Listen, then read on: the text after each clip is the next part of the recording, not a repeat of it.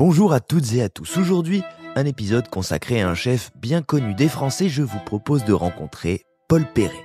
Alors pour le grand public, Paul Perret, c'est des lunettes et une casquette. C'est un tempérament aussi vif et taquin, une bonne humeur qui vient depuis quelques années faire vibrer notre télé. Car c'est dans Top Chef que les Français l'ont découvert. De lui, on sait qu'il a décroché 3 étoiles pour son restaurant Ultraviolet à Shanghai. On sait que c'est une expérience incroyable, un lieu inconnu dans lequel 10 convives par service sont conduits par un voiturier, une table entourée d'écrans où les sons et les musiques et l'image donc accompagnent les séquences de dégustation. Ça, c'est ce que vous connaissez sûrement déjà du chef Paul Perret. Mais je suis heureux d'avoir passé quelques heures en sa compagnie parce qu'on connaît moins son parcours, son histoire, la manière dont il a construit sa cuisine, les voyages qui l'ont nourri, les rencontres et les moments qui ont aussi façonné son tempérament de cuisinier. Chercheur inlassable jusqu'au boutiste, vous allez découvrir un chef qui va loin, très loin, dès qu'il entreprend. Cet épisode a aussi une saveur particulière à bien des égards, car vous venez de le retrouver pour le début de cette 16e saison de Top Chef, mais aussi parce qu'il vient tout juste de fermer les portes de ce restaurant justement qui a fait sa renommée mondiale. Ultraviolet, dont je vous ai parlé juste à l'instant, ne rouvrira pas, et lors de cet enregistrement, il me l'apprenait, donnant à tout le chapitre qui concerne ce restaurant hors du commun une tonalité particulière, touchante et particulièrement signifiante pour Paul Perret qui a vécu là-bas, dit-il, le climax de sa carrière de chef. Bon, il a encore fort à faire avec ses brasseries là-bas, de l'autre côté du monde, à Paris aussi, avec nos noces au sein de l'hôtel de Crillon, où je le retrouve ce jour-là. Je m'appelle David Ordonneau, vous écoutez Chef et vous allez donc découvrir l'histoire d'un homme que tout le monde connaît sans vraiment connaître, la vision d'un chef dont l'engagement est total, l'esprit chercheur et l'enthousiasme contagieux, même si ça doit pas être évident de le suivre au quotidien. La fin de cet échange, qui, comme toujours, remonte le fil de son histoire, est bien sûr consacrée au restaurant Ultraviolet qui aura marqué une époque, et c'est formidable de recueillir aujourd'hui, à l'heure où il se retourne à peine sur cette histoire, la vision qu'il a guidée dans ce projet fou durant toutes ces années. Écoutez bien jusqu'à la fin, c'est une masterclass. Le voici. Enfin, dans Chef, je suis ravi de vous partager cette rencontre avec Paul Perret.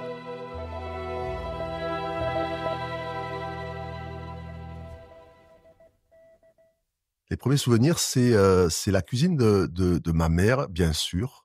Et c'était à Rosny-sur-Seine, à l'époque où on était. Je crois qu'on est resté les premières années de ma vie, à l'époque où j'apprends à faire du vélo, etc.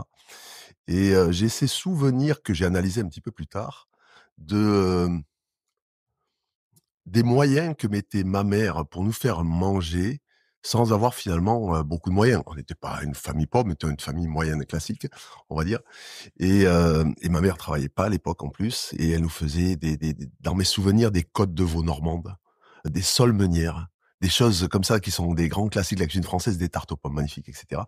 Et ça, c'est vraiment mes premiers souvenirs. Alors j'en ai des bribes, je crois qu'il y en a qui sont venus se greffer sur des photos que j'ai vues, mais c'est vraiment mes premiers souvenirs et ceux qui m'ont peut-être le plus marqué en termes de cuisine de ma mère, direct, voilà. Après, il y a eu après ça a cheminé, hein, puisque c'est pas quelque chose qui s'arrête, à partir du moment où j'ai 6 ans. Je crois qu'on est parti un petit peu à Paris après on est descendu à Marseille. Marseille a été une période très importante parce que c'est là peut-être que je suis resté le plus longtemps. J'ai fait 15 ans presque à Marseille et Donc c'est une enfance dans les villes, urbaines plutôt. ah mais je suis un urbain, absolu. Je conçois la campagne pendant 3 jours. J'y vais jamais, mais à chaque fois que j'y suis par accident, je m'y sens très bien. Mais c'est vrai que cet excès d'oxygène peut m'étouffer. C'est bon ça. Et elle ressemble à quoi ces tables? Parce que en l'occurrence, quand on parle de votre enfance, vous allez directement sur la cuisine et sur la table. Vous parlez de votre maman. Ouais. Est-ce qu'on est sur des grandes tablées, familiales, régulières? Est-ce qu'on est sur une cuisine quotidienne? Ça ressemble à quoi? Non, on est là, je parle de justement de la vie quotidienne quand on était juste entre moi, mon frère, ma mère, mon père. Non, c'est pas des grandes tablées familiales. Les grandes tablées familiales, je pense que c'est un petit peu comme tout le monde. On se retrouvait dans les grandes occasions, à Noël, etc. Là, on se retrouvait en général chez mes grands-parents maternels. Et c'est là qu'on avait effectivement des grandes tablées. Et là, c'est la cuisine de ma grand-mère, d'accord, qui est donc la mère de ma mère, et qui aussi cuisinait. Alors, Est-ce que dans toutes les familles, à cette époque, les gens cuisinaient tous et très bien par rapport à quoi? Parce qu'en fait, c'était le seul point de repère qu'on avait, mais j'ai en tout cas des très, très beaux souvenirs et certains, je les goûte encore. C'est-à-dire que dans la cuisine de ma grand-mère, si vous me parlez par exemple d'une épaule, d'agneau, confite sur des petits légumes, je la goûte encore. Ouais, vous l'avez encore. Si après il y a des choses parce qu'il y a des choses aussi qui ont perduré, il y a les grands classiques catalans, l'ouillade, les bols de picoulate. Alors il y a là j'ai toutes les versions. J'ai les versions familiales de mon arrière-grand-mère que j'ai eu pendant très longtemps, j'en ai eu 2 pendant très longtemps, de ma grand-mère et puis après de ma mère. Voilà, donc là il y avait un niveau de comparaison puisqu'on pouvait dire attends, l'ouillade c'est celle-là. C'est quoi les influences culturelles? Parce que là, on se parle de villes différentes, de cultures différentes. Elles viennent d'où, les influences, d'un point de vue culinaire, puisqu'on se parle de la table, là? Bah, c'est catalan, essentiellement catalan. Toute ma famille est catalane, à l'exception de mon frère qui est né à Issy-les-Moulineaux. C'est le seul qui n'est pas né au pays, comme on dit. Donc catalan, c'est intéressant. Enfin, c'est intéressant. Tout le monde va dire que c'est intéressant quand on vient de quelque part. Mais cette espèce de croisement entre culture arabe, méditerranéenne, entre la montagne et la mer, etc. C'est un pays extraordinaire en fait. La Catalogne française, et avec des goûts puissants. Et finalement, c'est vrai que tout ça, ça impacte la façon dont on cuisine, ça impacte le curseur de goût, qui est la chose la plus difficile à évaluer quand on essaie de lire une recette. Quand on arrive à lire une recette, au bout d'un moment, quand on est chef de cuisine, on arrive à peu près à comprendre, à goûter presque, même sur photo, sur recette, on arrive à comprendre ce que fait quelqu'un. Il y a quelques personnes qui font des choses qui sont tellement ésotériques et absconnes qu'on a un petit peu de mal à savoir ce que ça peut donner. Mais en général, on arrive à le faire. La seule chose qu'on a du mal à goûter, c'est cette espèce de curseur du goût. C'est que se situe le niveau des sels, où se situe le niveau des acides, etc., etc. Donc ça, c'est quelque chose qui, quand on est catalan, en général, je pense que le curseur de goût est assez élevé, puisque les grands classiques, c'est les anchois, le vinaigre de Banyuls, des choses qui sont un petit peu puissantes, l'espèce de civet, alors les civets de langouste, on faisait formidable. Trop beau. Trop bon. Qu'est-ce qui s'imprime si on devait définir, parce que là, forcément, on parle de cuisine, on parle de la table pour décrire votre enfance, mais il n'y a pas que ça. Quand on est enfant, le reste du temps, et le goût pour la cuisine est peut-être pas forcément développé. Alors, 2 questions. Qu'est-ce que vous faites de votre enfance, de votre vie, de votre quotidien? Quels sont vos kiffs à vous? Quel genre d'enfant vous êtes? Et deuxième question, est-ce que la cuisine a une place? Est-ce que vous la regardez avec une curiosité ou un intérêt déjà à cet âge-là? C'est marrant parce qu'en fait, peut-être parce qu'on ne m'a jamais trop posé la question, je me suis jamais trop posé la question. Et même comme ça, quand on m'en parle, mes souvenirs sont quand même extrêmement liés à la nourriture.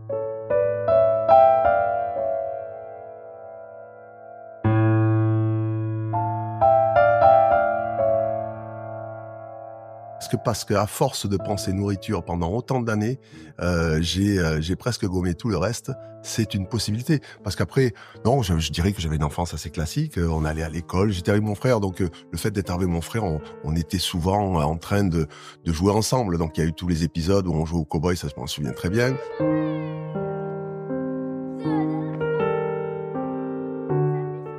Il y a ces trucs aussi, pareil, peut-être des souvenirs sur des photos. Mais j'ai pas d'autres souvenirs finalement qu'une enfance qui est rythmée au travers de l'école, d'accord. D'ailleurs, quelques points intéressants de passage. La première école, par exemple, quand je vais à Marseille, une école freinée. Vous savez, une école freinée, ça n'existe plus beaucoup. Mais un enseignement qui était très intéressant. Ça, je m'en souviens bien, parce que c'était quelque chose qui était basé sur l'éveil, beaucoup plus que sur l'apprentissage comme ça par cœur. Ça, c'est quelque chose qui m'a assez marqué. Mais voilà, j'ai ces souvenirs entre les petites écoles, l'école après le collège qu'on a fait à Marseille. Après, c'est toutes ces années avec mes amis. Il y a le rugby qui va se greffer dessus. Mais si on parle de la petite enfance, j'ai beaucoup moins de souvenirs dessus.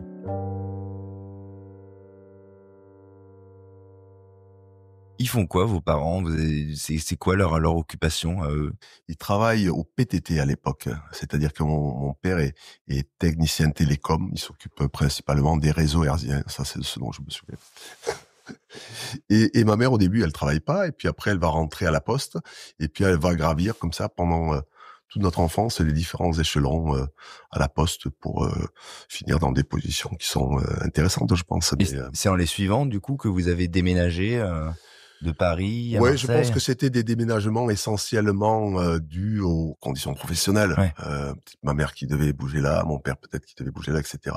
Mais c'est vrai que je me suis même pas posé trop la question. Vous avez suivi? On a suivi. Puis je pense que la majeure partie après de mon enfance se passera dans le sud. Ouais. C'est petite enfance, donc Rosny-sur-Seine, et puis après le reste du temps, ce sera dans le sud. À partir de Marseille, ça va évoluer comment? Vous allez y rester un certain temps, vous l'avez dit, et votre adolescence, elle va s'écrire comment par la suite? Alors oui, je vais avouer quelque chose, et c'est marrant parce que j'en parlais pour le coup hier. J'ai presque honte quand je vois mes bulletins scolaires, parce qu'ils sont extrêmement bons. C'est pas des, non mais c'est pas. C'est une honte assez rare quand même. Hein, Non mais je vais vous donner un exemple. C'est pas prétentieux parce que finalement j'ai régressé après, donc tout va bien. Mais je regarde ces trucs des fois et puis même moi je m'étonne de ces trucs des 18/20, des machins, etc. Anecdotiquement, je pars en 5e. C'était encore une époque où on donnait des prix? des prix Ouais, je me souviens. et qui étaient matérialisés par un bouquin, machin, Ouais. etc. Je pars quand même avec 11 prix en 5e, en sachant qu'il y a que 8 matières. Donc, pour partir avec 11 prix à ce moment-là, il faut être premier ou deuxième prix dans chacune des matières, plus prix des tableaux d'honneur, prix d'excellence, plus de machin, etc. Et même premier prix de toutes les 6e en musique. Alors, ça va, je suis pas du tout musicien, mais je faisais du pipeau à l'époque. Et très bien, de fait. et très bien parce que c'était scolaire. Donc j'étais un bon petit soldat, et c'est vrai que pour le coup là je dois rendre aussi ça à ma mère parce que je pensais que c'était dans toutes les familles et que c'était normal. Je sais que ma mère a pris beaucoup de son temps tous les soirs, en fait, tous les soirs, elle nous faisait réviser nos leçons de façon très sérieuse après manger, à moi, à mon frère. Elle suivait tout le parcours de ce qu'on faisait, chaque matière, machin, une rédaction. Elle reprenait le truc, toute la rédaction. Ah non, ça va pas, Paul, ça c'est un style en poulet. Je me souviens d'un épisode, ça c'est un peu plus tard, peut-être 14-15 ans ou un truc comme ça, mais je crois qu'il y a une rédaction, je l'ai refaite 5 fois, parce que ça allait jamais, quoi. Oui. Donc, c'est long, hein, une rédaction. Faut les taper, les mots, etc. Faut les écrire à l'époque. Et voilà. C'était plutôt, studieux. Ça s'est fait entre l'école, puis après un bac C. Donc, un bac C, ça, c'était vraiment l'orientation un petit peu familiale. Bac C, ça suffisait pas, donc il fallait bac C, latin grec. Ok, super. Génial, je m'en sers tous les jours du truc. Oui, forcément. Et ça s'est fait entre ça et le sport. Et en fait, je vais même beaucoup hésiter. À 15 ans, j'avais l'opportunité de faire sport-études de rugby. J'avais deux sports-études d'ailleurs qui étaient ouverts alors que je ne jouais même pas au handball. Mais il se trouve que le lycée où on était, c'était le lycée Saint-Exupéry à Marseille. Et mon prof de sport, qui était Monsieur Doutre à l'époque, je m'en souviens, essayait de me coopter pour faire sport-études de handball aussi. Ça s'est joué entre ce que j'aimais et ce que j'ai dit, je vais essayer de faire de mon métier dans le doute, je savais pas trop ce que je voulais faire. Je vais essayer de faire d'un de mes pôles d'intérêt mon métier. Voilà, c'était peut-être pas si bête que ça finalement. Et il y avait la cuisine, passion pressentie. J'expliquerai peut-être pourquoi après, même si j'ai expliqué quelques fois. Il y avait la photo et il y avait le sport. Et donc j'ai essayé de faire dans ces trois. Donc à l'adolescence, vous avez ces 3 cartes en main. Finalement, 3 lignes possibles, 3 perspectives possibles. Ouais.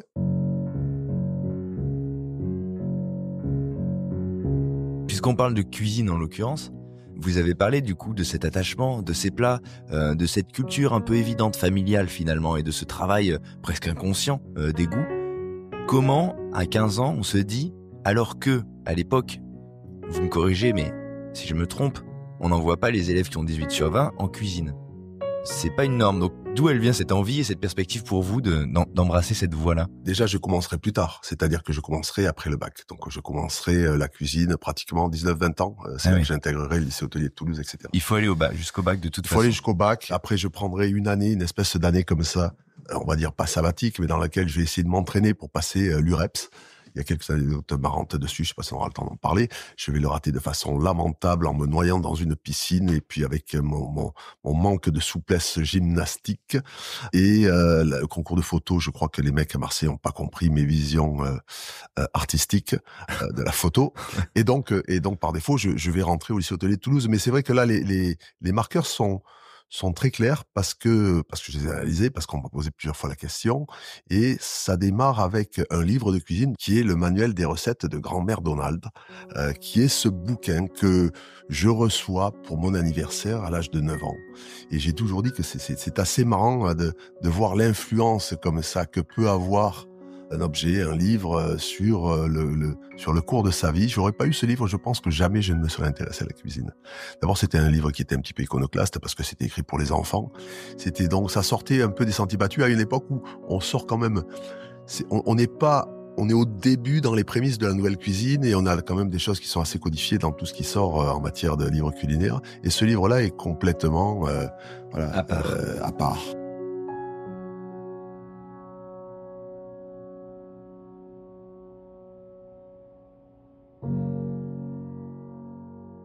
Les cailloux du Vésuve, c'est les truffes, ça je m'en souviens très bien parce que c'est ce que je faisais à Noël. Et c'est la première fois que je vais comprendre. Parce que dès que vous faites quelque chose manuellement, vos parents vous encouragent. Ils pensent que vous avez fait une œuvre d'art, évidemment, même si c'est un désastre. Et je vais comprendre qu'il y a une espèce de langage comme ça, manuel, et qui se retranscrit par de la reconnaissance des gens auxquels vous faites à manger. Je le vois pas sur le coup à l'époque, bien sûr, mais ça se retraduit comme ça et ça va résonner un petit peu parce que dans mes premiers petits boulots justement, et il y avait eu cet éveil où j'avais fait quelques petites recettes de cuisine par rapport à ce bouquin-là. Ça va être une première place de plongeur. Alors quand je dis plongeur, j'étais à la fois plongeur et second de cuisine parce qu'on était 2 dans cette brigade de colonie de vacances. Il y avait moi et le chef de cuisine. Et ce chef de cuisine qui s'appelait Féti, qui va m'apprendre quelque chose de remarquable, c'est la cuisson des frites. D'ailleurs, la cuisson des frites en 2 bains de friture, comme ça, les frites pochées à 130 degrés, et puis au dernier moment, pendant le service, à 180 degrés. Je me suis dit, Féti, c'est mon nouveau messie, je vais le suivre, il va m'apprendre tout un tas de trucs. En fait, pendant le mois de la colonie de vacances, c'est la seule chose que j'aurais appris de Féti. Mais ce qui se passe, c'est qu'à ce moment-là, le gars, le chef de cuisine, il a 2 jours de congé, je crois, par semaine, ou un truc comme ça. Et pendant ces 2 jours de congé, c'est moi qui fais la cuisine. Je suis adoubé de plongeur à chef de cuisine.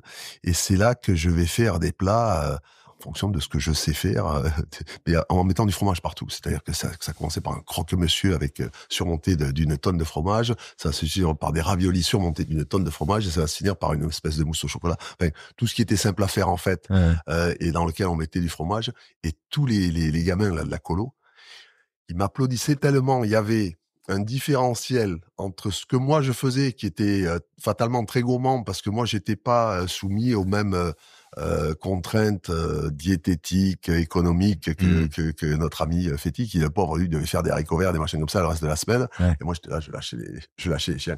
Et c'est vrai que le fait de se faire applaudir en faisant manger, on se dit tout d'un coup, mais même en parler, leurs ventres ont compris. Et c'est là que je me suis dit, c'est quand même quelque chose d'intéressant, la cuisine. Voilà. C'est à quel moment cette expérience, cette colonie, c'est cette première fois où vous... Alors, le livre de cuisine, les recettes de ça, c'était de dans Grand-mère l'enfance. Donald, ça c'est devant, d'accord. Et les premiers petits boulots comme ça, c'est 14 ans, 13-14 ans, quelque chose comme ça. D'accord. 14-15 ans. J'ai plus les dates exactes et je vais le faire 2 fois, cette histoire de colonie de vacances, en tant que chef de cuisine cette fois-ci, à la MJC de Soulac-sur-Mer. Et j'y vais avec un de mes copains du lycée hôtelier. J'ai compris que j'étais un malade mental de la cuisine à ce moment-là. Alors, je me le note ça, de cette maladie mentale qui se déclare, en tout cas sur laquelle on peut pointer le doigt à ce moment. C'est-à-dire qu'on est arrivé, on était à 200 mètres de la plage, et pendant ce mois ou mois et demi où on va cuisiner pour les résidents de la MJC, qui sont des adultes, pour le coup, là, c'est pas des enfants, on ne verra jamais la plage. Voilà. C'est-à-dire qu'à 200 mètres, je crois qu'on y est allé une fois pour dire qu'on y est allé, et le reste du temps, j'avais un petit peu pris en main la brigade improvisée de cuisine entre Claude le géant, qui était mon pote, qui on a failli ne plus être pote après ce truc-là d'ailleurs, Françoise l'économe, qui essayait de gérer le budget du machin, moi je partais en toupie complètement, un despote absolu de la cuisine. Et j'essayais, avec les quelques connaissances que j'avais, de faire des plats, mais même aujourd'hui, je sais pas si je me lancerai là-dedans, mais pour une colonie de vacances, on faisait des cassoulets, je faisais des jambons braisés, j'avais mon Larousse gastronomique, ma mallette de couteau, j'ai chaque jour on épluchait une lettre, On est parti, allez, là, on va faire un cassoulet avec des lapins vivants qui sortaient, des paellas avec des lapins vivants qui sortaient de la poêle. On travaillait, je sais pas, du matin à tard le soir, et personne ne nous a jamais rien demandé. Ouais. Pareil, moi je me disais, mais les gens, ils sont contents, ils étaient contents. Et donc, personne n'ose me désavouer parce que tous ces gens de la MJC se disent, mais putain, c'est extraordinaire. Ils venaient au repas, ouais. Alors, il y avait quelques catastrophes aussi dans ce qu'on a fait. Mais on a compris j'ai compris que j'en avais trop fait quand je vois l'équipe de relève, les Haussiens, là, qui arrivent pour prendre le relais en cuisine. Et quand je les vois faire rentrer des boîtes de conserve comme ça, de raviolis, de machin, de Ouais. trucs, etc. Je me dis, Pas la même. Ouais, ils y vont là, pas avec les peut-être mêmes intentions. effectivement, ils vont être plus à la plage que nous. Voilà. Donc c'est ce souvenir un petit peu de cette espèce de truc où la cuisine, ça rend un peu fou. Ça se calmera après. Mais c'est vrai que la volonté de faire les choses et d'essayer de bien les faire, ça, c'est très marquant, en tout cas à ce niveau-là. Et je veux dire, on dit souvent en fonction des moyens dont on dispose, mais malheureusement, avec le manque de lucidité que j'ai à l'époque, c'est au-delà des moyens dont je dispose. Ouais. J'ai embarqué ces gens-là dans un truc, personne n'avait demandé de travailler 17 heures par jour. Même pas moi d'ailleurs, mais on s'est trouvé prisonnier de ce système. Ouais. Enfin, et parenthèse. Énergie. Mais comment vous en arrivez là? Comment vous décidez justement d'embrasser la formation, le lycée hôtelier? Donc vous quittez Marseille pour aller à Toulouse? C'est ça. Et comment je décide, c'est dans cette espèce d'année charnière, juste après le baccalauréat, où je dis, écoute, tu vas essayer de faire le sport, tu vas essayer de faire la photo, tu vas essayer de faire le lycée hôtelier, puisque finalement, cet éveil à la cuisine me dit, j'aime potentiellement faire la cuisine. C'est un peu plus compliqué que ça, mais enfin, on va peut-être pas rentrer dans tous les détails. Avec un ami aussi, dont le père est restaurateur, on avait mangé dans son mrestaurant. Je trouve que ça m'a marqué à l'époque, parce qu'il faut savoir que à cette époque-là, je suis allé assez peu au restaurant. On sortait assez peu. J'étais pas avec. Quand je vois mon fils que j'ai amené 1 milliard de fois au restaurant depuis qu'il est tout jeune. Mais c'est une éducation, c'est une culture, c'est aussi des contextes. Tout le monde ne va pas. Bien sûr. Et on allait quelques fois au cinéma, mais je m'en souviens. Et on allait quelques fois au restaurant, mais ça restait un événement quand on allait au restaurant. Donc on peut pas dire que j'ai bercé dans une culture gastronomique où je me faisais des tables étoilées. C'est pas vrai, j'avais jamais fait une table étoilée d'ailleurs. Donc c'est parti dans ces 3 directions que j'imaginais pouvant être intéressantes, sinon passionnantes. Il se trouve que ça deviendra passionnant. Mais je pense que tout peut être passionnant, en fait. Je dirais presque, quel que soit le corps de métier qu'on cherche à embrasser, le truc, c'est de savoir à quel moment, d'accord, on y consacre une énergie pour essayer de rendre les choses intéressantes et qu'on a la curiosité d'aller chercher plus loin. Tout. J'aurais pu faire de la maçonnerie, j'aurais pu faire de l'ébénisterie. Là, je parle de métier manuel. J'aurais pu faire de la conception assistée par ordinateur. Tout, à mon avis, peut devenir passionnant. Ça dépend effectivement de la démarche que l'on met au service de ce que l'on fait.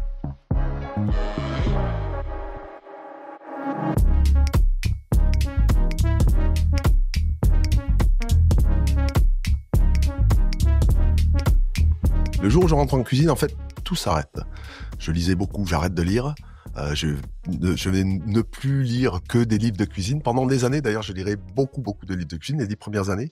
Et puis après, au contraire, j'essaierai d'éviter d'être influencé. Et donc, ce sera la démarche un petit peu inverse. Mais c'est vrai que tout s'arrête et tout est dédié à ce que je fais. C'est une espèce d'absolutisme qui est un de mes traits probablement de caractère, encore aujourd'hui, je pense. Et ça démarre quand vous démarrez le lycée hôtelier? Ça démarre quand je démarre au lycée hôtelier. Vous dites quoi à ce moment-là, du coup? Parce que quand on bascule dans cet absolutisme dont vous parlez, c'est qu'il y a une révélation, c'est que vous vous dites, à cet endroit, c'est là où je vais... J'ai toujours pensé qu'on n'a pas assez d'énergie pour le consacrer à trop de choses. Alors, je peux être multitask, mais les tâches les unes après les autres. Comment ça va s'inscrire la formation après donc lycée hôtelier, Toulouse? J'imagine des premiers stages aussi. On a parlé de ces jobs d'été dans les colonies. Là, il va y avoir des stages peut-être un peu plus professionnalisants dans des environnements différents peut-être. Ouais. Et je vais quand même revenir sur quelque chose qui est très important puisque C'est ma première leçon de cuisine avec un prof qui s'appelle Jean-Pierre Poulain, que j'aime beaucoup, que j'aime encore beaucoup, avec qui j'ai encore des relations de temps en temps, et qui est un prof majeur à l'époque en France, qui s'occupera de mettre en place la maîtrise de l'hôtellerie-restauration, etc. Et c'est ces jeunes années. Et il nous fait notre première leçon de cuisine, c'est des jeunes professeurs à l'époque, et il nous met comme ça 3 carottes dans 3 verres d'eau. Cette leçon de cuisine m'a beaucoup marqué, avec le premier verre d'eau, une carotte râpée, deuxième verre d'eau avec une carotte coupée comme ça en tronçons, et le troisième verre d'eau avec une carotte entière. Et donc on imagine que le premier verre d'eau avec la carotte râpée est très orangé, l'eau est très orangée. Dans le deuxième, l'eau est relativement légèrement orangée, et dans le troisième, elle est pratiquement limpide. Mmh. Et au travers de ces principes un peu de taille et de diffusion de la couleur, ce qu'on Mmh. voit en tout cas physiquement, il va nous expliquer tous les principes d'échange solide-liquide. Et c'est vrai que ce type de leçon, après on fait quelque chose, on fait notre première leçon, je me souviens, c'était un rôti avec des pommes au coin de rue, et pareil, il nous expliquait à chaque fois pourquoi on fait telle chose, pourquoi on va venir d'abord blanchir les pommes de terre pour enlever la fécule, avant de venir les saisir à l'huile, puis les nourrir au beurre, etc. Bon. Et j'aimais beaucoup cette démarche d'explication, Mmh. d'analyse et d'explication. D'ailleurs, après, on parlera de cuisine moléculaire, etc. Les premiers, c'est un mauvais terme, quoi, cuisine moléculaire, mais peu importe, puisque finalement, la cuisine est une forme de chimie poétique, et c'est vrai que en comprenant les Le réactions, process, ouais, bien sûr. ça permet aussi à un moment donné, de s'extrapoler pour pouvoir faire d'autres choses. Donc, quand on comprend les émulsions, on peut faire ceci, on peut faire cela, etc. Et c'est le type d'enseignement que je n'attendais pas, Mmh. et qui correspondait tellement au principe un peu d'analyse et de synthèse qui correspond à cette formation un peu scientifique que j'ai quand je fais un bac C, etc. Et là, il y a une vraie, ça a vraiment cliqué. Et je me souviens avoir appelé ma mère à l'issue de cette première leçon pour lui dire: maman, c'est exactement ce que je voulais faire. Il a scellé en une leçon ma passion pressentie pour la cuisine, parce que je me suis dit, ça va peut-être me passionner, enfin en tout cas m'intéresser, mais je suis pas sûr. Et puis là, ça s'est fait en une fois. Il est au croisement de l'explication, de quelque chose d'un peu scientifique, de voilà, comprendre les bases, comment ça se structure, et après vous allez pouvoir l'emmener ailleurs. Voilà, C'est ça que vous comprendre comprenez. les bases pour pouvoir extrapoler. Mais après d'ailleurs, un peu plus tard, il faudra faire presque le contraire. C'est se débarrasser un Mmh. petit peu de ces connaissances dont on a si on veut découvrir quelque chose de nouveau. Donc Ouais. après, il faudra provoquer les erreurs et dire ça, c'est pas possible, mais on va quand même le faire. Parce que quand on fait quelque chose qui est censé ne pas être possible, on découvre que quelquefois d'abord c'est possible. Mmh. Donc la théorie ne fonctionne pas toujours, et en fait, il n'y a que la pratique après et la tentative de l'échec qui amène à faire des vraies découvertes et donc de la vraie création, parce que le reste, c'est pas de la création. Ouais, bien sûr. Comment vous allez, du coup, quelles vont être les étapes importantes de cette formation-là? Alors, on se parle de ça, de cet épisode qui est une forme de révélation ou de, comment dire, de confirmation, de l'endroit où vous allez vous trouver, de la voie que vous empruntez. Après, il va y avoir des stages, des rencontres, des choses qui vont vous marquer dans ces années-là de formation? Oui, je sais pas, c'est moins marquant, j'en parle un petit peu moins, mais c'est vrai que ça va être, on avait à l'époque, quand on était en BTS comme ça, on avait 4 mois de stage chaque Ouais. année. Donc en fait, c'est là que c'est l'initiation un petit peu à la réalité, Oui, là, on découvre la réalité d'un métier. d'un métier. Des brigades, des... Et c'est vrai que la réalité, et je devrais encourager les jeunes à faire de la cuisine, mais la réalité, c'est pas forcément d'abord ce qu'on voit dans Top Chef, ou c'est pas, on n'est pas chef cuisinier du jour au Ouais. lendemain, on crée pas du jour au lendemain. Il faut bien maîtriser les bases. On commence souvent à faire des travaux qui sont pas forcément intéressants en fonction de la dimension de la brigade qu'on a, etc. Je vais faire des stages qui vont juste m'apprendre que finalement, c'est pas un métier facile, et que malgré la passion qu'on a, il va falloir quand même nourrir la passion si Ouais. on veut pouvoir résister à une formation qui peut être quelquefois un petit peu ingrate. Voilà. Donc ça s'est fait comme ça, et je suis pas sur ces stages, je sais pas s'il y avait quelque chose de plus important que l'autre. Il y avait un stage qui était intéressant dans les brasseries Flo, ça c'était pas mal. Je suis retourné l'autre jour au Julien à Paris, qui était ce restaurant où j'avais fait mon stage à l'époque, et je rencontrais le chef et on discutait, et je regardais la structure de la cuisine. Ça c'est marrant de voir que ça n'a pas finalement beaucoup changé. Mmh. Mais ça va m'amener quelque part après le service militaire à faire ma première démarche pour trouver un travail, et ce sera à Paris, chez José Lampré à l'époque, qui est le chef de la Maison Blanche, qui a disparu depuis. Mais ça va se faire comme ça en fait. Qu'est-ce qui vous guide? Qu'est-ce qui vous amène là? Pourquoi Paris? Pourquoi cet endroit? Comment vous vous retrouvez? Ouais. Et en fait, je ne connaîtrais José Lampreia qu'au travers de magazines dans lesquels on voyait les images de ce qu'il faisait, les photos de la cuisine qu'il faisait. Et c'est vrai que je considère toujours aujourd'hui qu'en tout cas à l'époque, il y avait probablement une des plus belles esthétiques culinaires des chefs que je lisais, parce que je dévorais finalement tout ce qui passait, tout ce qui parlait de cuisine. Et j'y suis allé en me disant, voilà, ça c'est exactement le type d'endroit dans lequel je veux travailler. En voyant la cuisine dans les magazines. Exactement, j'y suis allé, je me suis présenté à la porte de ce restaurant en venant un jour à Paris. Je crois que mon frère était à Paris, c'est pour ça que j'étais monté à Paris. Je faisais le service militaire à l'époque et j'avais dit, voilà, j'aimerais beaucoup travailler ici. Et puis on m'a embauché. Oh, formidable.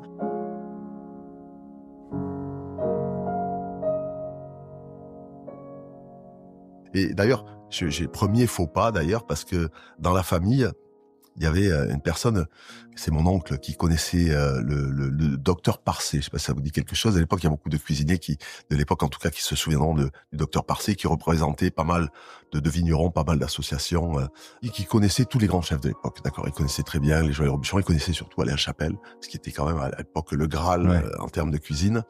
Et il essaie de me faire rentrer à l'époque chez Alain Chapelle, mais il dit, bon, avant de faire des armes chez Alain Chapelle, il faudra quand même faire 1 ou 2 années au Chapon-Fin de Perpignan, qui est un restaurant gastronomique, ça n'existe plus à Perpignan, qui avait une étoile. Et j'avais dit d'accord, en pensant que bon, c'est d'accord, mais enfin, on verra bien. Et quand je rentre chez José Lampreia, je ne préviens personne, mais moi, je pensais que personne ne m'attendait. Je me suis dit, c'est quand même pas... Ils ont oublié. Non, ça a fait un pataquès, l'histoire monumentale. Parce que vous vous retrouviez à Paris, du coup, ils ont dit, t'es gentil, mais nous, on t'attend... Exactement, et c'est là que je me rends compte ce jour-là que la cuisine, et notamment la cuisine dite gastronomique, etc., c'est finalement un petit milieu où tout le monde se connaît, tout le monde se fréquente, et que ça marche beaucoup, en fait, comme ça, de conseils à je te passe tel gars. Je t'ouvre une porte et... Peut-être plus à l'époque encore qu'aujourd'hui. Parce que aujourd'hui, tout le monde a un petit peu des difficultés en termes de recrutement. Mais à l'époque, ça se passe quand même énormément comme ça. Donc vous vous retrouvez à Paris alors qu'on vous attend dans le sud. Exactement. Avec l'idée peut-être d'aller chez Alain Chapelle. Donc vous dites quoi? Vous dites je reste à Paris, je continue. Je reste à Paris et ça a fait un pataquès familial. Bon, après, je pense qu'ils ont digéré. C'était pas non plus... Ah, bravo. C'était pas si important, mais... mais voilà. Et ça commencera comme ça. Ça commencera à Paris, chez José Lampreia. Et ce sera mes années, on va dire, de formation de jeunes cuisiniers. Ce sera assez difficile parce que on travaillait un bon 16 heures. Et je dis 16 heures, les gens vont dire, oui, ça va 16 heures. Non. 16 heures, c'est compliqué de travail. On démarrait à 7 ou 8 heures du matin, on finissait à 1 heure du mat. J'avais une petite chambre qui était juste en haut. On avait juste 1 heure l'après-midi dans laquelle on pouvait manger. Enfin, on faisait ce qu'on voulait d'ailleurs. Mais c'est juste 1 heure l'après-midi. Et en plus, comme j'étais le dernier arrivé, je travaillais dans la cour. C'est génial. Quand on sort de... Non, mais on rigole, mais c'est ultra difficile. Enfin, c'est ultra... Aujourd'hui, on dirait que c'est violent. Ah, c'était violent à l'époque pour un jeune qui vient de démarrer, petite brigade, beaucoup de travail. Puis c'est un restaurant qui marchait très bien. Il avait 80 couverts. Il avait beaucoup de stars qui venaient le voir. José Lampreia, il était gay, donc il avait quand même toute une espèce de faune un petit peu mélangée. C'est vraiment quelqu'un, enfin, pour le coup, en termes de cuisine, j'ai beaucoup aimé ce qu'il a fait. Je suis pas resté très longtemps, j'y suis resté quelques mois. Et finalement, ça aurait pu me laver, en tout cas, de ma passion pressentie. Parce que c'est vrai que c'est un tel choc quand on sort, même des quelques stages que j'avais fait, et de voir qu'à ce niveau-là, il faut travailler presque autant. C'était une des maisons les plus dures de Paris. D'accord, c'était considéré comme plus dur même que de travailler chez Robuchon à l'époque. Quoique moi après quand on passait en chez Robuchon, je pense que c'était pas beaucoup plus dur. Mais c'est comme ça et on essaiera de résister. Il y a un truc qui est un petit peu marrant dans l'anecdote de ce restaurant, c'est que comme j'étais dans la cour, mon pote, parce que je faisais des trucs... mais genre dans la cour dehors, je faisais des sauts. Mais quand il faisait beau, j'allais dehors parce que comme ça, il y avait plus de place pour travailler. Je me mettais sur le machin. Bon, s'il pleuvait, je rentrais. Mais et je faisais des sauts de brunoise. Vous voyez ce que c'est, brunoise à la main. À la main. Des brunoises. Un grand saut comme ça, un autre saut comme ça. Épuisant. Et on apprend à tailler quand c'est comme ça. Et il y avait un petit chien, un petit labrador, qui avait été offert à José Lampreia par Marie Laforêt. Et donc c'était mon pote, le petit chien. Et je dis ça parce que... Ouais, les chiens, ils s'en foutent des brunoises en l'occurrence. Ils s'en foutent, mais bon, il était content de me voir. Mais je reverrai beaucoup plus tard, en revenant de Hong Kong, je crois que c'est peut-être 15 années après, je vais manger chez José Lampreia, qui maintenant est installé avenue Montaigne, dans ce beau théâtre magnifique, etc. Et je vais y manger tout seul. En me disant, voilà, je vais voir ce qu'il fait. J'étais parti déjà à Hong Kong, etc. Et je m'assois à table et je vois sur l'espèce d'estrade comme ça, presque d'amphithéâtre, je vois un vieux labrador passer, qui était vraiment, en fin de vie. Et même quand j'en parle aujourd'hui, ça me donne encore la chair de poule. Et c'est la seule fois où j'ai eu la notion du temps qui passe. En voyant cette espèce de petit gars que j'avais connu comme ça et le revoyant passer. Et j'ai l'impression qu'il m'a regardé et il a dû dire, je te reconnais.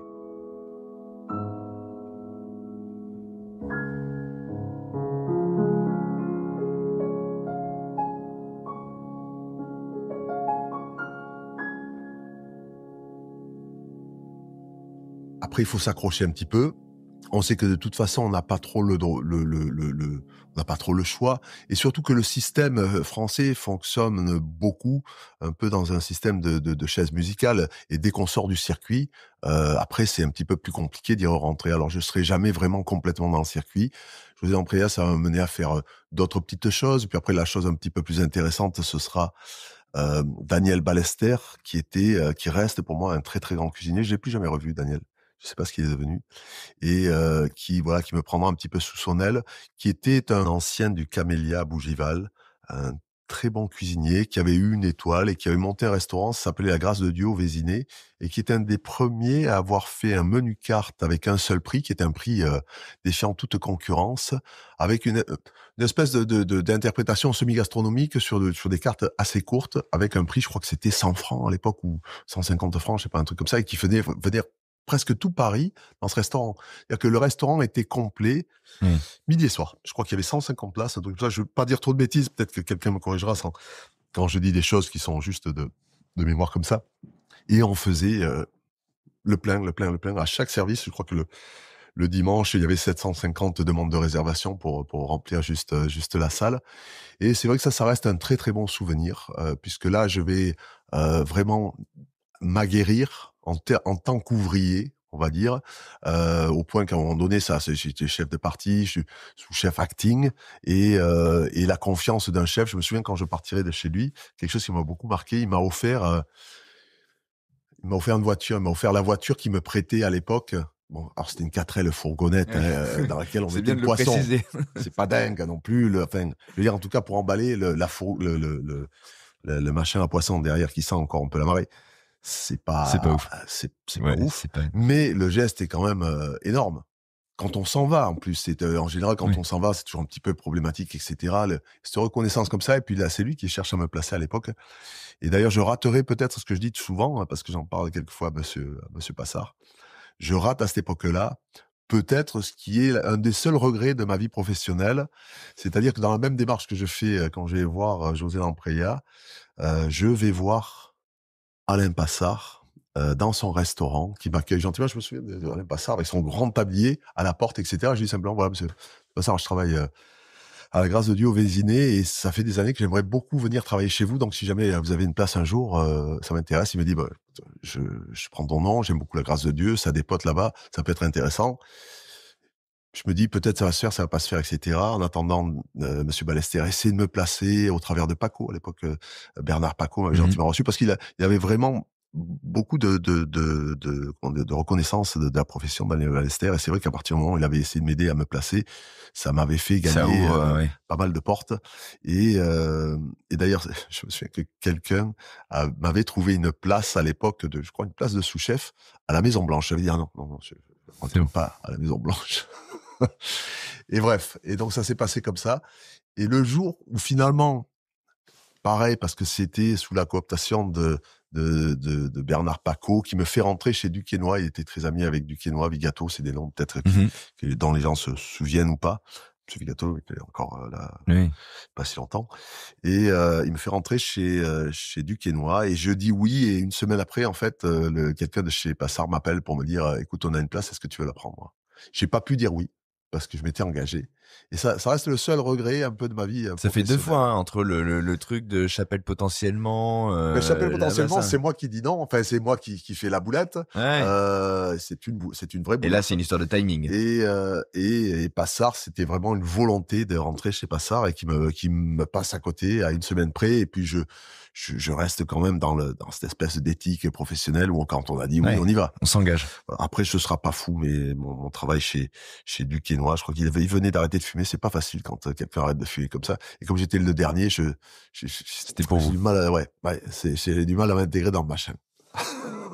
Il y a un truc quand même, c'est que ça va vite. Moi, j'ai l'impression, et la reconnaissance des chefs, elle vous arrive, et le regard qu'on porte sur vous, assez jeune, il est pas commun. Quand on part chez un chef qui nous offre une bagnole, certes une 4L, ça dit quelque chose quand même. Quand Faut un reconnaître. chef, faut reconnaître, très pratique ceci dit.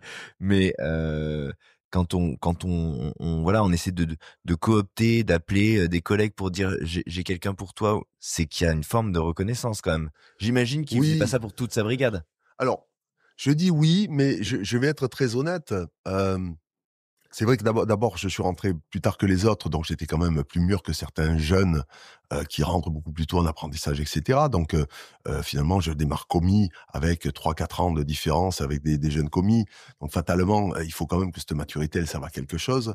Ça crée du lien et de la considération. Et puis il y a aussi peut-être Je viens considérer, mais très honnêtement, j'ai vu dans ces années comme ça de formation et d'apprentissage, avant que les choses aillent un petit peu plus loin, avant que j'aille faire de l'enseignement, on va en parler rapidement, et que je parte à l'étranger, il y avait des gens qui étaient plus doués que moi en cuisine. J'ai vu des gens, mais qui avaient un talent extraordinaire, en tout cas, ou peut-être une expérience supérieure à la mienne, puisque moi j'arrivais, et puis j'avais 4 ans d'expérience, là où les mecs en avaient 10, 12, quelquefois au même niveau, et à presque au même âge. Donc, mais par contre, j'en ai vu beaucoup. J'ai dit toujours des chiffres qui n'existent pas. J'ai aucun statistique dessus.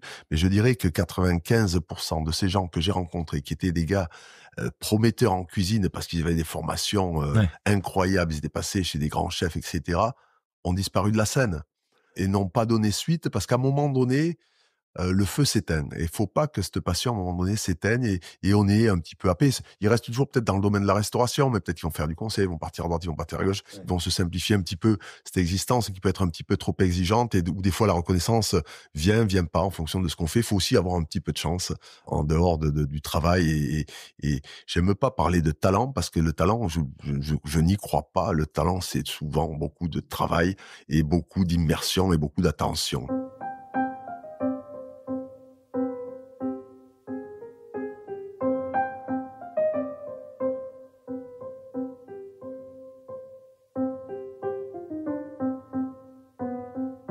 Voilà, je sors pas forcément beaucoup plus du lot que ça à l'époque, mais c'est vrai que je suis quand même tenace dans ma volonté d'arriver un jour à m'exprimer rapidement dans un restaurant. Et d'ailleurs, c'est en sortant de chez Duquesnoy, qui est un peu prématuré, je n'ai jamais été sous-chef de cuisine. En tout cas, officiel, papier, ouais. Et paye d'un sous-chef voilà de cuisine, ta place. même si j'étais chez quelque part Daniel Bester acting. Mais en sortant de chez Duquesnoy, après avoir esquivé une casserole qui est passée pas loin de mon épaule. Non, mais on rigole de ces trucs-là, mais c'est fou quand même hein, quand C'est- on est pas. Oui. Oui, bon, allez. ça arrive une casserole. Non, mais- Allez, allez, Bon. ça va. Bon, on va pas non plus, c'est pas non plus, c'était pas fou, c'était pas dramatique, mais c'est ça, heureusement que ça n'existe plus. Enfin, j'espère que ça existe, en tout cas, de moins en moins. Oui, de moins en On est moins. conscient de certaines choses. C'était pas non plus super violent, et c'est trouvé qu'à un moment donné, voilà, quand j'exagère le truc, c'est pas le truc qui m'a visé avec une casserole, faut pas exagérer. Mais bon, bref, et j'ai senti que c'était pas la peine de continuer, et je prends ma première place de chef en me disant, bon, mais peu importe, moi, ce que je veux, finalement, c'est de faire ma carte aujourd'hui. Techniquement, j'en sais suffisamment pour me développer par moi-même, et je prendrai ma première place de chef dans un restaurant qui s'appelle la Table d'Harmonie. Alors, ça doit être en 1988, quelque chose comme ça, donc j'ai déjà 24 ans.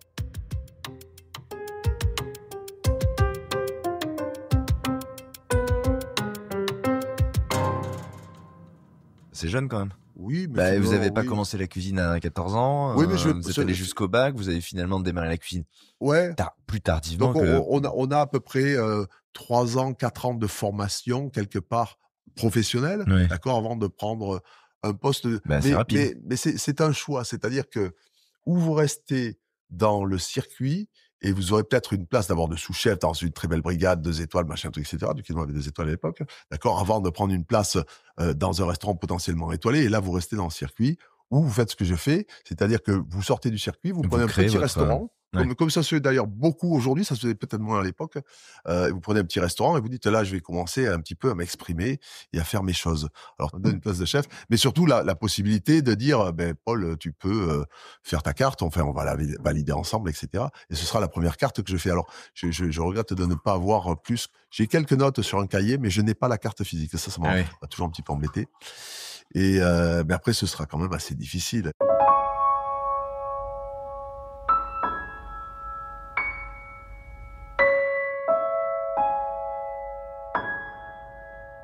Je suis tout seul, je suis avec un plongeur et de temps en temps, une semaine sur deux, je crois, un truc comme ça, il y a un apprenti qui passe par là. Bon. Ouais. Allez, viens là. Bon, alors, pour faire 60 couverts, ça existe, hein. Ouais. On trouve aussi aujourd'hui. Mais pareil, comment on apprend à se doser? C'est là que je dose pas forcément encore bien les choses. C'est un peu le même travers un peu que la colonie de vacances. J'ai quand même réfléchi au truc, hein. C'est des choses qui sont intégrées. J'ai jamais aimé d'ailleurs les espèces de déco, les machins en plus, les satellites, c'est pas ma cam. Mais c'est vrai que je me donne quand même du travail qui occupe mes journées au point, là, on était à 16 heures chez l'employeur, là, je fais autant que ce que je peux faire jusqu'à ce que je tombe d'épuisement. Je me souviens, je savais plus à la fin de la journée si je pleurais ou si je suais. C'était un peu des deux. Voilà, il y a un peu de ce truc-là, voilà. Et puis, à un moment donné, je vais arrêter parce que en rentrant à mon lit, j'étais tellement fatigué que je m'étais cassé la gueule. Ça avait failli me coûter cher. Et j'ai dit, allez, voilà. Tu as la limite physique de ce que tu peux faire. Tu vas prendre un peu de recul. Et c'est en m'arrêtant à ce moment-là que je vais réfléchir. Je m'arrête un petit peu pendant quelques temps et j'enchaînerai après avec quelques années au CEPROC, qui est l'école nationale de la charcuterie traiteur à l'époque, qui intègre après l'école de la pâtisserie du Saint-Jean, si je ne dis pas de bêtises, et qui faisait une formation comme ça qui était intéressante avec des chefs de cuisine. Et je vais devenir professeur pendant 3 ans, enfin professeur, je sais pas si on peut dire vraiment, c'était le titre, mais professeur, puisque je vais m'occuper en fait avec un vieux monsieur qui s'appelle Jean-Pierre Massard, qui est décédé depuis, qui était mon ami dans cette école-là, et on va s'occuper de préparer des stages professionnels destinés spécifiquement aux traiteurs, c'est-à-dire de base en général obédience charcutier, qui veulent devenir traiteurs, et donc qui veulent apprendre certaines bases de cuisine qui pourraient correspondre à ce qu'ils veulent offrir, ou en boutique, ou en traiteur de réception, etc. Donc vachement intéressant, parce que ces 3 années vont me donner la chance finalement d'engranger une technique que je n'aurais jamais pu engranger en faisant même 10 ans de cuisine, peut-être chez différents noms. Quelle est la technique particulière que vous découvrez parce que là, j'ai la chance. C'est le volume, c'est la question du volume, c'est quoi? Non, mais j'ai la chance d'abord de travailler. Quand on veut faire des démonstrations pour des professionnels, par exemple, je connais pas du tout la cuisine sous vide à l'époque. Dans les intervenants qu'on va voir, il y a les grands patrons de la cuisine, même si ça peut se discuter. Il y a Monsieur Pralu, etc. Donc, j'ai le temps d'apprendre pour délivrer. Il faut et ça, c'est exceptionnel. On n'a pas le temps dans une opération de faire ça. Donc, ces années restent exceptionnelles par rapport à ce que moi, je vais pouvoir engranger en termes de technique pure avant de pouvoir partir après ailleurs et refaire mes armes quand je pars à l'étranger. Et ça reste des années uniques parce que quand on fait nos démos, il y a beaucoup de gens qui viennent, c'est beaucoup des meilleurs ouvriers de France et qui viennent. Il y a un mec comme Guy Krenzer qui est à la tête de Le Nôtre aujourd'hui, qui venait souvent, qui est un ancien, je sais pas que je me trompe pas, mais en tout cas qui est meilleur ouvrier de France de cuisine, meilleur ouvrier de France de charcuterie. Je crois que s'il avait fait meilleur ouvrier de France de pâtisserie, on lui aurait donné. Je sais pas si on l'aurait pas interdit de le faire parce que le mec était dans tous les sens. Et même Robuchon était intervenu dans les trucs du CEPROC. Donc, on rencontre beaucoup de gens. J'ai le temps d'apprendre, de mettre mes choses en place. On fait des stages, on les fait des fois au CEPROC, on les fait des fois en province, etc., etc. Et ces années-là sont, voilà, c'est de la chance parce que ces années-là, elles arrivent au bon moment. Il y a un petit break. Elles arrivent au bon moment, dans une espèce de doute par rapport à la production de cuisine quand c'est trop difficile tout seul. Et c'est après d'ailleurs ces années-là. D'ailleurs, dans ces années-là, j'aurais pu y rester parce que ma passion a toujours été, on va dire, la recherche. Attention, c'est pas la bombe atomique, hein. Mais la recherche et le développement. Mais je sors de là avec un bagage technique qui est incomparable par rapport à ce que j'ai avant d'y rentrer et qui va beaucoup me servir par la suite.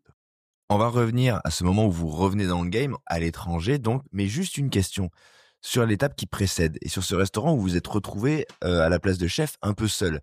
Vous avez envie depuis le début de vous exprimer, de raconter votre cuisine, vous le sentez, vous l'avez en vous depuis le tout début. Qu'est-ce qui se passe quand justement on vous donne les clés? Elle ressemble à quoi votre cuisine? Vous avez envie de dire quoi?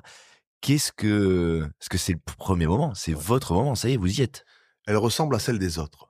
Parce que comme beaucoup de jeunes chefs qui pensent à un moment donné faire un petit peu de la création, on va dire que c'est une forme de créativité avec l'insertion quelque part d'une petite touche personnelle. Ça n'est pas du Ouais. tout la même chose que de créer quelque chose qui est beaucoup plus groundbreaking, quoi, qu'on peut faire un petit peu par la suite quand on met au point une technique, une texture ou machin. C'est pas du tout la même chose que ce que je fais à l'époque. Ouais. Donc je me souviens, je faisais un parmentier qui était très inspiré du parmentier que j'avais appris à faire chez José Lampreia. C'était dans des moules comme ça Tefal, puis on les foutait dans des grands fours, ça sortait, c'était magnifique.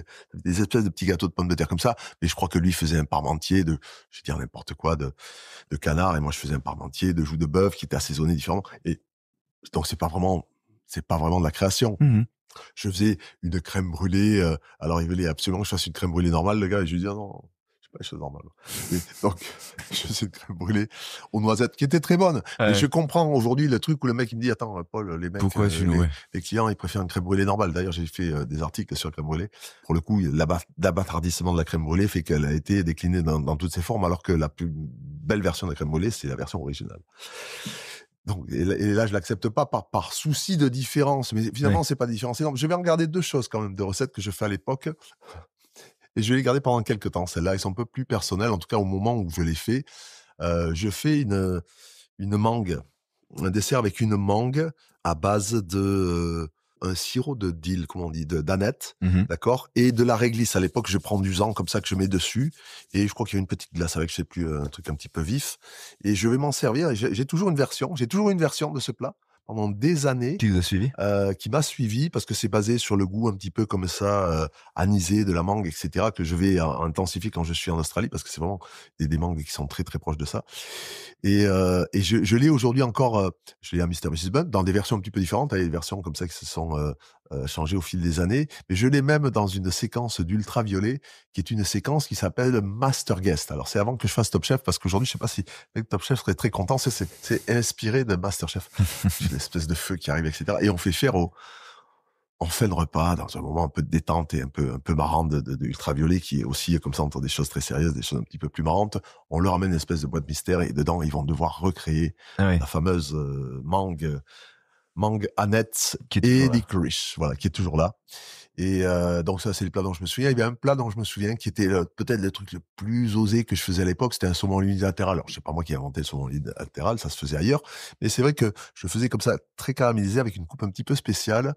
Et je le servais avec une espèce de crème fouettée assez vive. Il fallait mettre le citron dernier moment, sinon il se partrait comme ça, juste posé en chantilly comme ça sur de l'oseille. Donc c'était un croisement entre un saumon à l'oseille, Ouais. machin, etc. Un truc un petit peu décomposé. C'était peut-être la chose la plus créative que j'avais. Je me souviens, je m'étais fait insulter par un Américain qui m'avait dit: «Mais ça, c'est pas de la cuisine, ça». Alors que c'est très bon, et que je l'ai gardé pendant des années, et que ça reste un très joli plat. Voilà, mais bon, comme quoi des fois c'est une question de lieu, d'attente dans ce type de restaurant. On Bien voulait sûr. manger un steak frites plutôt qu'autre chose. Mmh. Et vous avez envie de chercher déjà un peu de quoi vous différencier. Alors steak frites, on le fait en bas, puis c'est voilà, la récession arrive plus tard. On avance le fil, on va à l'étranger. Vous partez, vous décidez de partir à l'étranger. Vous allez dans quelle destination et comment ça va s'inscrire? Quelles vont être les étapes qui vont vous marquer après ce temps un peu suspendu où vous avez appris, emmagasiner et puis enseigner aussi? Avec plusieurs décisions qui font que je pars à l'étranger, notamment le fait que le projet avec le CEPROC ne se fait pas. Et ça s'est fait comme ça sur relation. C'est-à-dire que j'avais un ami à moi qui était à Hong Kong. Il y avait une place de chef qui se libérait en face de chez lui. Et il se trouve que ces gens-là ont accepté de me prendre sur un dossier qui n'était pas forcément évident d'ailleurs à sélectionner. C'est pas forcément évident de lire au travers de ce que j'avais fait que j'étais le meilleur chef cuisinier possible pour ce qui était le restaurant de France, qui était quand même un très beau restaurant. Même si ces méridiens étaient en train de changer de main et passera aux mains d'un groupe qui s'appelle Régal, qui est un groupe chinois par la suite, mais c'était dans le méridien de Hong Kong. Donc là, c'est Et une place de chef. c'est une place de chef, et c'est Paul Bocuse qui avait ouvert le restaurant de France. Ça faisait partie des quelques restaurants qu'il avait ouverts à l'étranger. Il y a eu plusieurs restaurants de France comme ça. Donc c'est une c'est une belle coque. C'était beau. C'était enfin l'archétype du fine dining, du restaurant gastronomique tel qu'on le voit un peu à l'époque, mais en bois avec des belles choses, une belle cuisine et une brigade de cuisine. En plus, une belle brigade de cuisine avec des gars qui sont des Hongkongais, mais qui ont été entraînés par plusieurs chefs français qui se sont succédés.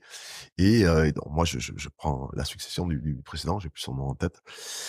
Et je m'installe là-dedans. Et ce sera donc, pour le coup, la première fois que je peux m'exprimer. Donc, j'essaierai encore peut-être de devenir un peu plus personnel. Je deviendrai plus personnel là, mais il faudra encore quelques années pour devenir vraiment plus marquant en termes de création. Donc, j'accepte de partir à l'étranger. Et c'est vrai que ça va beaucoup définir ma vision de la cuisine. Je suis pas un voyageur par C'est ça que nature. j'allais vous poser comme Non, question. pas du tout. Comment vous prenez cette arrivée à Hong Kong? Qu'est-ce que vous vous dites? C'est un autre monde, c'est une autre culture, c'est loin de... Donc déjà à l'époque, je pense qu'il fallait que j'avais envie de partir de France. Il y avait une histoire un petit peu personnelle qui fait que je me suis dit, écoute, on y va. Je réémerge d'une période un peu comme ça où j'étais parti un peu en toupie et je me dis, écoute, on y va. Tant pis, l'aventure, c'est l'aventure. Alors que je suis pas un aventurier à la base. Enfin, tout le monde m'a dit après le Globetrotters, non, c'est accidentel cette histoire. Et j'avais pas beaucoup voyagé en plus. Donc après, je voyagerai un petit peu plus. Et après, je découvrirai l'intérêt du voyage dans ma profession et la curiosité qu'on peut avoir sur les autres cuisines et puis ce qu'on apprend par rapport à ce qu'on croyait. Mais à l'époque, je suis pas très sûr de tout ça. Et je me souviens arriver à Hong Kong et de m'installer comme ça sur les rives de Kowloon et de voir en face Hong Kong, la ville telle qu'on la connaît, avec ses buildings extraordinaires. On dit, c'est une espèce de New York concentré avec toutes ces lumières, etc. Pendant 2 mois, j'avais pas l'impression que j'étais dans la réalité. J'ai l'impression d'être dans un rêve, un truc. Je me dis, tu vas te réveiller. Et voilà. Donc ça, c'est les années Hong Kong. Et ce qui va être intéressant, c'est justement d'apprendre d'abord qu'on nous aurait potentiellement menti, parce que la cuisine chinoise n'est pas du tout celle que j'avais goûtée en France. Elle n'a rien à voir. Donc voilà. Donc je vais apprendre déjà la vérité d'une autre culture, et une très belle culture pour le coup, qui est la culture chinoise et cantonaise, avec des choses extraordinaires.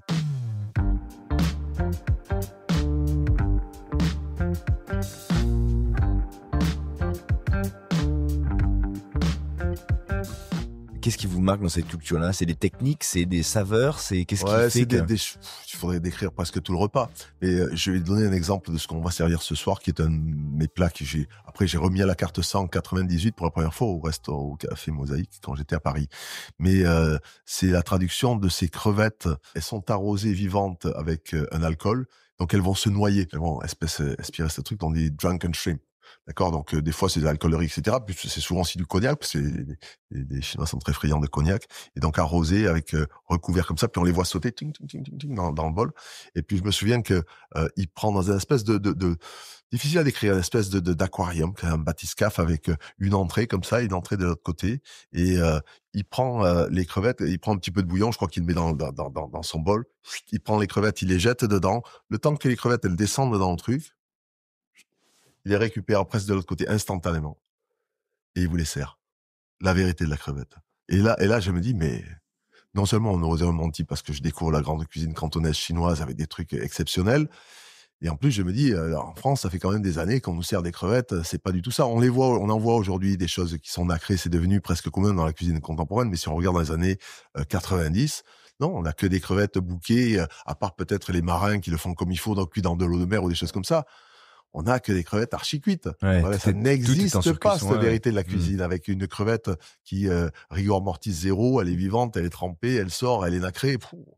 C'est une claque monumentale. Et le rapport au vivant est pas du tout le même aussi, par rapport aux produits. Absolument. Là, à l'époque, on mange des produits qui paraissent morts depuis très longtemps en France. Enfin, je veux dire, c'est bien un sûr, truc, après la cuisine chinoise, c'est vraiment dans justement ce truc où, enfin, de toute façon, il y a les deux, où on peut faire maturer, où on fait tout de suite. Si vous manger une grenouille qui vient d'être tuée, si ça c'est pas terrible comme machin, surtout quand on voit la grenouille. Si on a eu une rainette quand on était petit, c'est malheureux. Mais c'est vrai que c'est extraordinaire de tendreté, c'est incroyable. Ouais. Et même avec un petit peu de maturation, on n'a pas du tout la même chose. Donc il y a ces choses que je découvre, la cuisine cantonaise avec ces espèces de poissons comme ça arrosés d'huile brûlante qui fait ressortir un petit peu les aromates.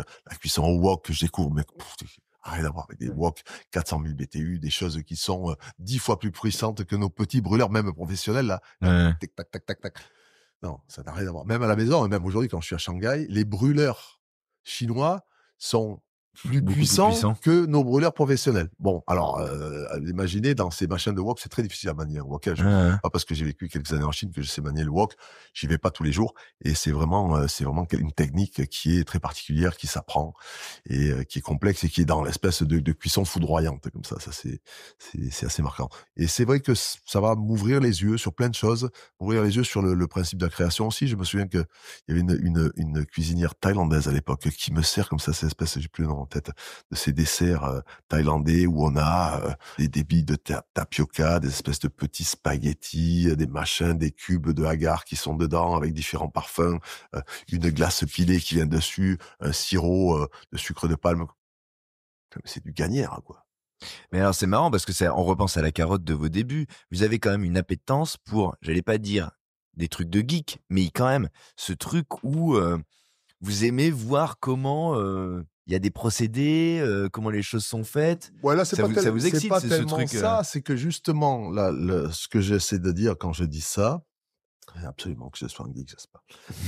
Non, je Mais- sais pas, mais il y a non. ces trucs de textures différentes Non, et tout. mais non, mais ce truc qu'elle me fait, C'est ce qui technique.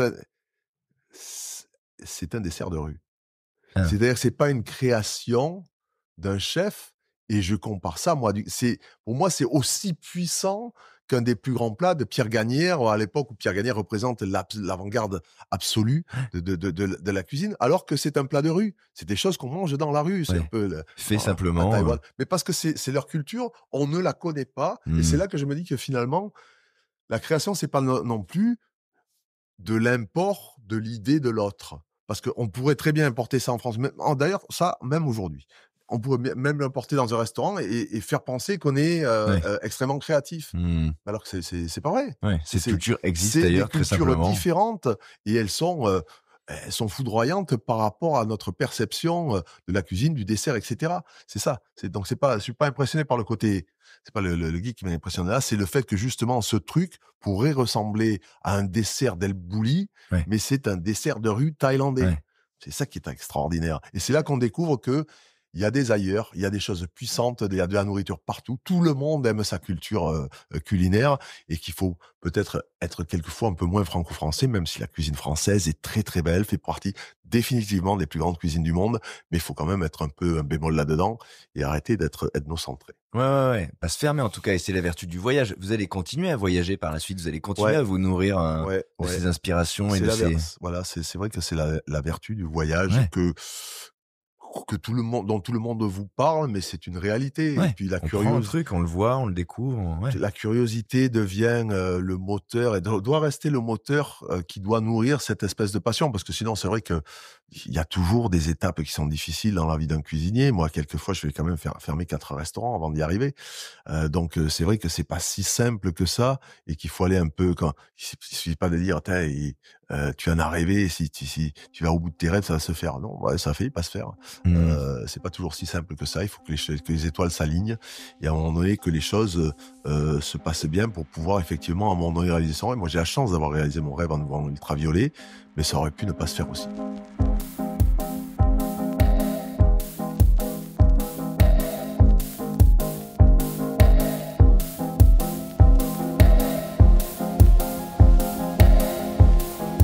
Et je vais partir en Australie et c'est vrai que l'Australie reste... C'est peut-être l'endroit où ma cuisine se développe comme étant vraiment ma cuisine identitaire. Voilà.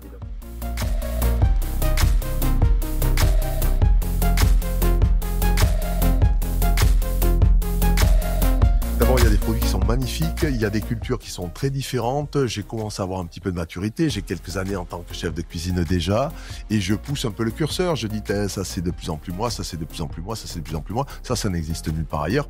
Et donc c'est à partir de ce moment-là, au niveau d'un restaurant gastronomique. C'est-à-dire que là, tout à l'heure, vous avez mangé à Nonos, il n'y a pas de création. À Nonos, c'est le contraire de la création. Quand j'ai un Pollux, un Mr. Mrs. Bun, c'est pareil, c'est le contraire de la création.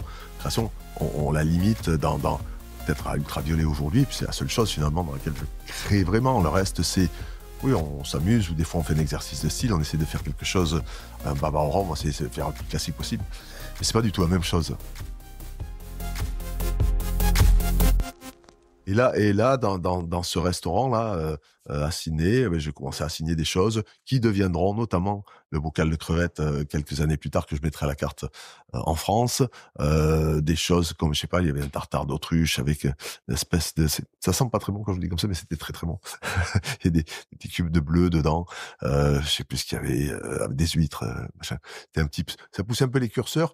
Et dans les associations de goût, mais finalement, ça n'a jamais été ma came de ne baser la création que sur des associations de goûts inconnues, Ouais. inexistantes et ésotériques. Parce que finalement, je vais pas dire que c'est facile, mais presque. Même Mais si disons c'est qu'il y a un de, effet surprenant à associer 2 choses et parfois voilà, ça voilà, suscite un waouh et bon, OK, voilà. on a juste fait cohabiter 2 choses inattendues. C'est ça. Et que finalement, la vraie création suppose aussi d'autres éléments, à mon avis. Et Il faut alors, du faire coup, vous allez rentrer sur d'autres quelle éléments. ligne, justement? Votre création, elle s'incruste dans quoi? Doucement, ça va se faire là-dedans. C'est-à-dire que quand pour la première fois, je fais cuire les crevettes comme ça dans une espèce de conserve vapeur avec une espèce de dépressurisation du bocal qu'on met dans le verre, ça, c'est une création.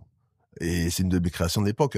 Quand je vais faire même le rib teriyaki, pareil, que je sers ce soir, et même si au début c'était une entrecôte, etc., et qu'on prend la technique pour finalement éviter de passer par toutes les étapes du laquage qui sont très compliquées, que je prends l'équivalent de ce qui est un caramel à partir du moment où il y a une sucrosité dans une sauce que j'ai réduit au thermomètre, ça se fait pas du tout. Ça se fait d'ailleurs très peu encore aujourd'hui. Mmh. Et pourtant, ça, je le fais à l'époque. Donc ça, c'est de la création parce qu'après, il y a plus qu'à brosser. Et en fait, on se retrouve avec un niveau de laquage qui est l'équivalent d'un laquage et qui a demander plusieurs couches de travail avec une sauce qu'on réduit, qu'on met spécialement, enfin, un carnage. Il y a ça, il y a la traduction après, ça c'est plus dans le mosaïque, mais ça démarre à ce moment-là de cette espèce de cuisson, un petit peu que je vais appeler cuisson sinusoïdale, qui correspond en fait à cette cuisson quand on a, si vous avez déjà mangé notamment à Singapour, alors que ça vient de l'île de Hainan, mais le Hainan chicken, c'est-à-dire le chicken rice, le poulet au riz, Mmh mh. qu'on a comme ça avec cette cuisson extrêmement soyeuse de la volaille. Alors il y a plusieurs techniques. La cuisine, la technique la plus complexe, c'est celle où on va plonger la volaille dans le bouillon, l'enlever, la replonger dans le bouillon 5 fois, tac, tac, tac, et comme ça, on a une espèce d'effet Ouais. un petit peu sinusoïdal qui fait qu'à un moment donné, les chairs sont super soyeuses. Il faut quand même maîtriser tout le truc. Alors des fois, on met dans ce bouillon, on le laisse de côté. Et ça s'est traduit par une technique que je fais à l'époque, qui est de mesurer une quantité juste d'eau, d'emballer les coffres comme ça, à peine assaisonnés, puisque je veux vraiment travailler que la texture. C'est la recette la plus simple du monde, celle-là. Et je le fais sur une pintade parce que la pintade est une chair très très sèche. Vous prenez un coffre de pintade, à peu près 700 grammes, comme ça, Mmh. quand vous l'avez coupé, d'accord, faut les garder bien, les deux filets attachés au coffre de pintade. Les cuisses, on en fait autre chose, c'est pas le sujet. Et on vient juste les assaisonner, on les entoure comme ça de papier film, on les serre bien pour leur donner une forme nette et puis les rendre un petit peu imperméables. Et on vient verser dessus 2,5 fois le poids du coffre, c'est-à-dire 2,5 fois 7. Je vous laisse calculer. Et à ébullition. Donc, le seul repère qu'on a, c'est les 100 degrés et on verse dessus et on le laisse comme ça pendant 3 heures à l'extérieur, le temps que la température de l'eau descende, la température de la volaille monte. D'accord? Elles vont se rencontrer à ce point de perfection qui se situe autour de 60, 62 degrés, quelque chose comme ça. Et après, vous les laissez au froid. Elles vont se gélifier et vous avez l'équivalent d'un Hainan chicken avec une technique qui est une nouvelle technique puisque c'est moi qui l'ai fait à l'époque et qu'elle n'existe pas. Après, il y a eu plusieurs choses comme ça. Et après, la définition de ce qu'on fera à ultraviolet, ça veut dire qu'à chaque fois qu'on fait quelque chose à ultraviolet, il y a un point, soit une technique, soit conceptuelle, soit une texture, l'association de goût, encore une fois, je les compte pas, qui est un point de nouveauté réelle. Sinon, on ne considère pas que c'est de l'innovation. Ouais. Voilà, Ouais, mais on ça se vient de parle la beaucoup de plupart. procédés, hein, il faut quand même Mais beau non, mais c'est tout l'intérêt de la recherche, c'est tout l'intérêt de se c'est une vraie tromper, c'est tout réflexion, ouais. l'intérêt de se tromper sciemment ou de se tromper par hasard mais d'observer. Et c'est passionnant, ça. C'est franchement, ça continue à être la chose qui me passionne le plus en cuisine. En fait, ça n'a pas de fin. Ouais. Dans la Ouais, ouais. façon dont Ouais, on là, c'est pourrait la recherche. appréhender. Et des fois, on est content, mais on se dit, mais est-ce que je suis content parce que c'est ce que j'ai fait de mieux ou est-ce que je peux faire mieux? Mmh. Et donc, des fois, je continue la recherche, et des fois, vainement. C'est-à-dire que dans Alors que vous y l'exemple. étiez. Alors, le pire, c'est quand j'y suis au tout début. Et ça énerve tout le monde. C'est-à-dire, je me souviens d'un plat qui est une espèce de cuttlefish noodle, on l'a appelé cuttleflesh. Ça sonne en anglais parce que tous mes trucs sont en anglais maintenant. Mais c'est une chair comme ça, on va imaginer comme une espèce de quenelle comme ça. Et en fait, on le tire, ça fait une espèce de grosse nouille comme ça de cuttlefish, c'est la sèche, d'accord? Et en fait, on les poche à très, très basse température, on les arrête, faut pas les faire souffler, mais après quand on les met comme ça dans une cuisson un peu comme une cuisson à la Rio, vous savez que vous les mettez dans de l'huile d'olive très chaude, vous fermez le couvercle, ça souffle un petit peu dedans, vous jetez l'ail dedans, etc. Je fais ce plat, le premier que je fais est très proche de cette définition. Je vais faire 250 tests, 6 mois d'essai, d'accord, pour revenir au premier. Là, ça énerve tout le monde. Fatigue. Vous non. Mais non, pas du tout. Moi, j'adore. Et dans le cheminement, on a quand même découvert tout un tas de choses. Finalement, on en a fait en tofu, on a fait ceci, on avait tout un tas de textures, des choses qui vont peut-être servir d'autres projets, qui servent à d'autres choses et qui nourrissent le reste. Et puis l'échec est presque plus intéressant que l'aboutissement. Donc c'est voilà. Il y a un goût de recherche. Oui, mais c'est ce qui est intéressant finalement. L'Australie pose ses bases là. Petit à petit, vous créez une petite singularité. Ouais. Vous allez continuer à voyager, vous allez revenir en Asie. Je vais revenir en France. Il y a peut-être 2 petits épisodes entre les deux, mais je vais revenir en France. Après l'Australie, je vais faire un petit passage en Indonésie, puisque c'est là que je rencontrerai Alda, qui est la mère de mon enfant. Je suis séparé d'Alda aujourd'hui, mais c'est à ce moment-là que je la rencontre. Et elle me suivra dans mes bagages au moment où je rentre à Paris, dans peut-être le premier restaurant marquant que j'ai ouvert finalement, dans lequel je sortirai mes premières presses. Et ce sera le Café Mosaïque. Voilà, qui était le Café Mosaïque, qui était à côté du Phuket et en dessous de ce qu'on appelle le Relais Carré d'Or à l'époque, avant que ce soit qu'on appelle le groupe Barrière qui reprenne le truc et qui m'oblige, ça fera partie de ces restaurants fermés. Celui de Sydney, fermé, racheté par un restaurateur. Hop, terminé. Café Mosaïque, racheté par Barrière. Hop, terminé. J'aurai Istanbul. Terminé. Et ça en fait 3. Hein.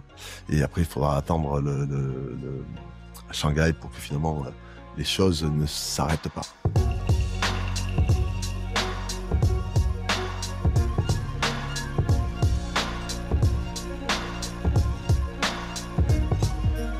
J'ouvre juste avant le Spoon d'Alain Ducasse. C'est là que je connaîtrai Monsieur Ducasse. C'est vrai que le Mosaïque m'a donné toute c'est là où vous vous déployez un peu, non? C'est là que c'est la première fois que je sors des articles. On a sorti avec le Mosaïque à l'époque le plus d'articles de presse juste derrière le Spoon de Ducasse ou un truc comme ça. Et c'était beaucoup à l'époque parce que j'étais quasiment pas connu du tout. Et on se fait un peu connaître, en tout cas à ce moment-là. On rencontre la presse, etc. On n'aura pas d'étoile parce que c'est vrai je pense que beaucoup de gens pensaient qu'on aurait mérité d'avoir une étoile. Et c'est un très bon moment. C'est là que je connaîtrai beaucoup de gens qui m'ont aidé par la suite, et notamment Monsieur Ducasse qui m'a aidé à plusieurs reprises.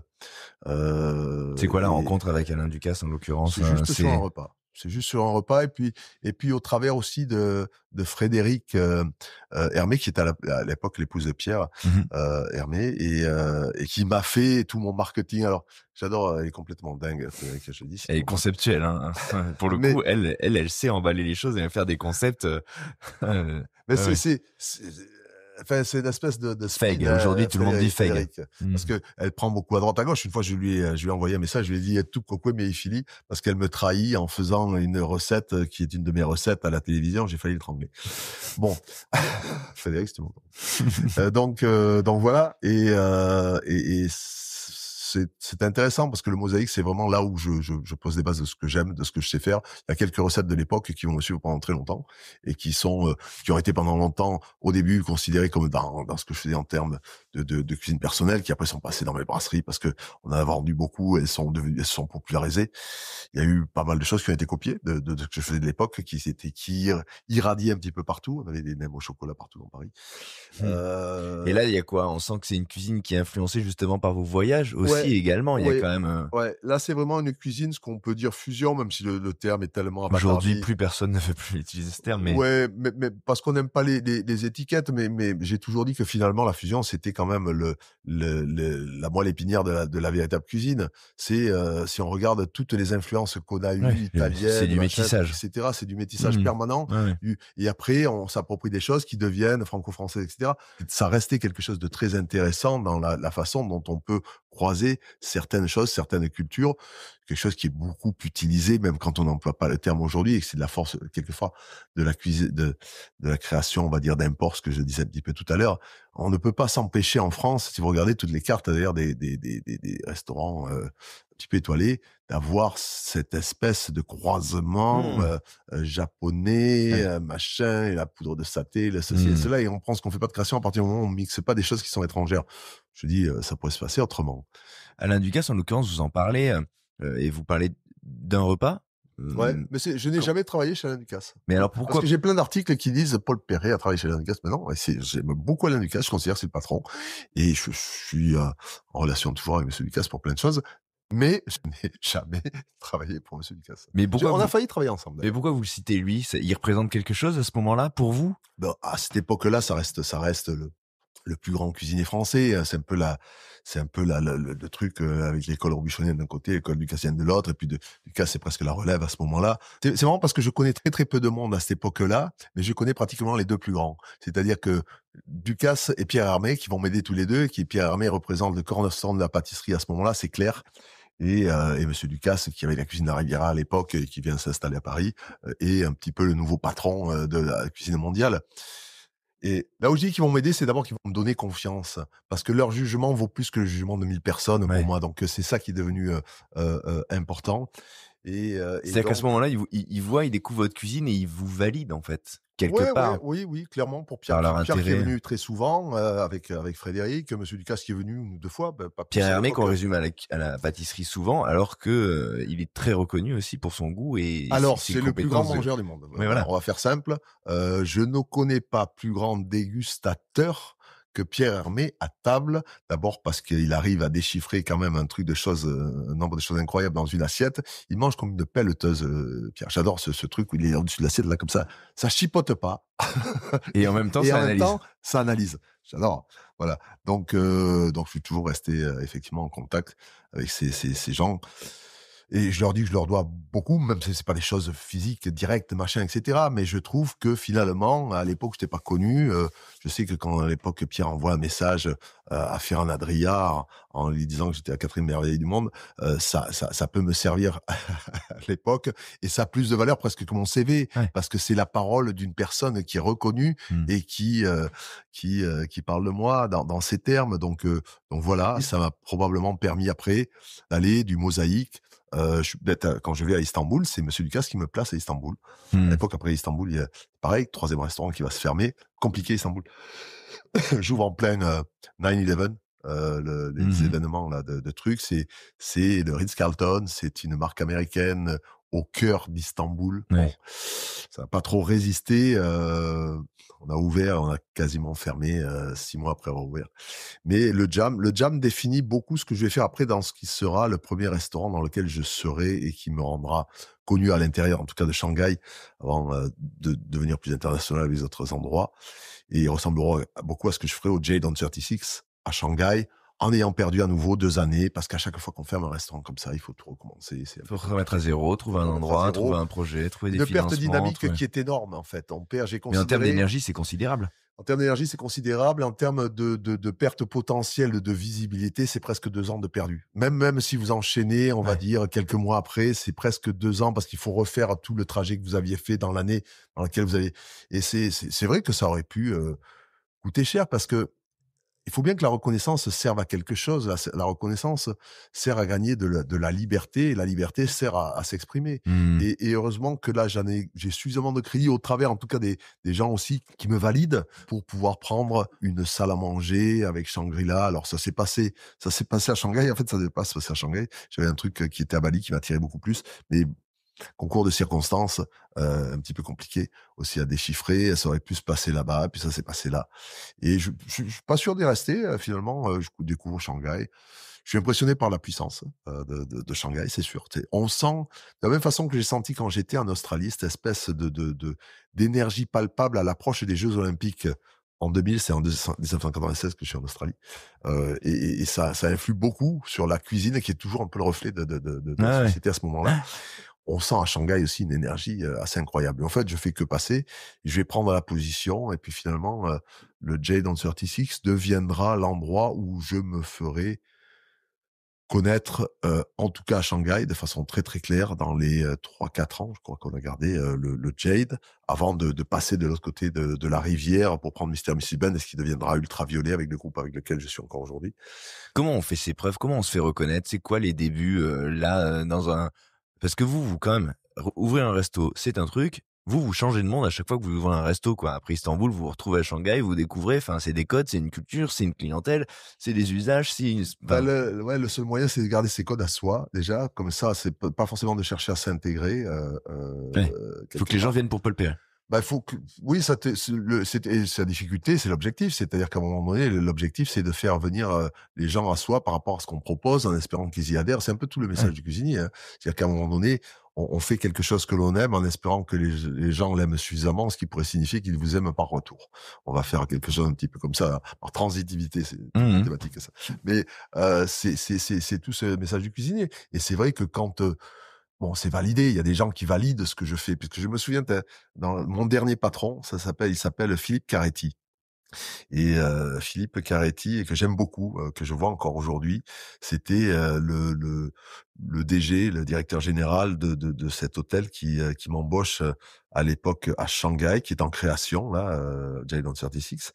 Et il est VP aussi chez Shangri-La, enfin, il a une position assez importante. C'est un mec décisionnaire, c'est un vrai patron, quelqu'un que j'aime beaucoup, mais qui va vite, voilà, qui est très tranchant. C'est pas des trucs relatifs, machin, c'est toujours dans l'absolu ces décisions. Et je me souviens parce qu'on avait fait un concours. Et on était 4 chefs cuisiniers qui étaient sélectionnés pour prendre cette place. Et donc, on s'était retrouvés à Hong Kong, au Shangri-La de Hong Kong. Alors, ils m'ont fait faire 2 journées avec 2 fois 8 plats. OK? Mais Monsieur Caretti avait fait sa décision sur le premier. Le premier, le petit amuse-gueule que j'envoie, c'était un petit foie gras comme ça sur une tige, comme une baguette chinoise, Mmh. posé comme ça avec une espèce de caramel, une feuille de tamarin dedans, très puissant, très petit, qui était un petit peu l'amuse-gueule de ce que je lui proposais. Et sur la première bouchée, il a dit, c'est lui que je veux. Donc, le lendemain, il a dit, c'est même pas la peine de voir l'autre. Terminé. Il rentre, il me propose le truc direct, il me dit, bon, ok, t'es prêt, Paul, t'as ton visa, allez, on va à Shanghai tout de suite. Bam, il m'amène à Shanghai, il me montre tout le machin. Et d'ailleurs, ce qui est assez marrant, c'est qu'il acceptera mes conditions, alors que, à un moment donné, j'avais des conditions, des espèces d'exigences en tant que chef de cuisine qui dépassaient un petit peu même celles de l'exécutif chef du groupe, etc., etc. Et il aurait très bien pu me dire non. Et d'ailleurs, j'avais monté ces exigences parce que je pensais plutôt aller à Bali qu'aller à Shanghai. Et donc, je lui ai dit, OK, on va faire le cadre comme ça. Il me dit oui, mais bon, à Ouais. mon avis, il va dire non. Oui, oui, oui, oui, oui. Qu'est-ce que je fais maintenant? Hésitation. J'ai hésité 3 jours, j'étais torturé. Et je me souviens à l'époque, Allah voulait pas m'influencer, mon épouse voulait pas m'influencer sur ce truc-là. Mais avant de prendre ma décision de savoir si je vais à Bali ou à Shanghai, je lui envoie un petit mot. Alors là, puis je lui dis, écoute, ça y est, j'ai décidé, on va à Bali. Là, elle me pète un câble, elle me dit, ah, je veux pas aller à Bali, machin, un truc. Elle ose enfin me dire que, et donc, je refais le mail que j'avais écrit à Monsieur Caretti en disant, je suis désolé, je ne viens pas, machin, etc. Je suis très heureux de vous dire, c'est Retournement. marquant parce que j'ai les 2 emails aujourd'hui et en fait, à ouais, si on appuie sur send, voilà, ça change aussi sa destination. Et j'ai bien fait puisqu'en fait, Bali se trouve, ça aurait été notre truc de malchance. Je crois qu'il y a eu les attentats qui se sont passés, les 2e attentats qui sont passés juste après. Les choses après sont parties un peu en toupie. Donc c'est là que je dis, il faut suffisamment croire en soi pour continuer et ne pas se décourager. C'est Ouais. là que je dis, les 95% de ces gens que j'ai vus qui étaient doués, ils sont partis parce qu'ils se sont à un moment donné découragés, ils se sont dit, je ne sortirai pas. Mmh. Voilà. Et c'est là qu'à un moment donné, c'est important d'être reconnu pour ce que l'on fait, parce que ça vous donne les possibilités d'aller plus loin, ça vous donne la possibilité de faire le reste. Ouais, Ça mais n'est faut pas pas qu'une lâcher. question d'ego, de se Faut pas dire: «Tiens, je lâcher. suis content, j'ai pris 3 étoiles Michelin, c'est formidable». Non, toutes ces choses-là ont servi à construire tout ce qu'on a fait, ce qui est venu avant, ce qui est aujourd'hui, ce qui viendra après. Et donc c'est important parce que sinon, dans votre coin, malheureusement, ça Mmh. permet pas de construire. Ça change pas grand-chose finalement, mais ça permet pas de construire.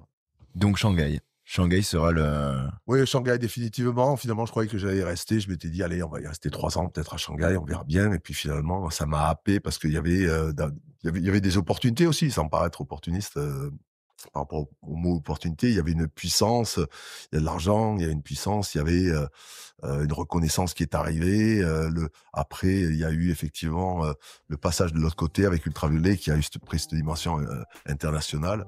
Donc voilà, c'était comme ça et ça s'est fait là-bas et ça aurait pu se faire peut-être ailleurs, mais ça s'est fait là-bas et tant mieux.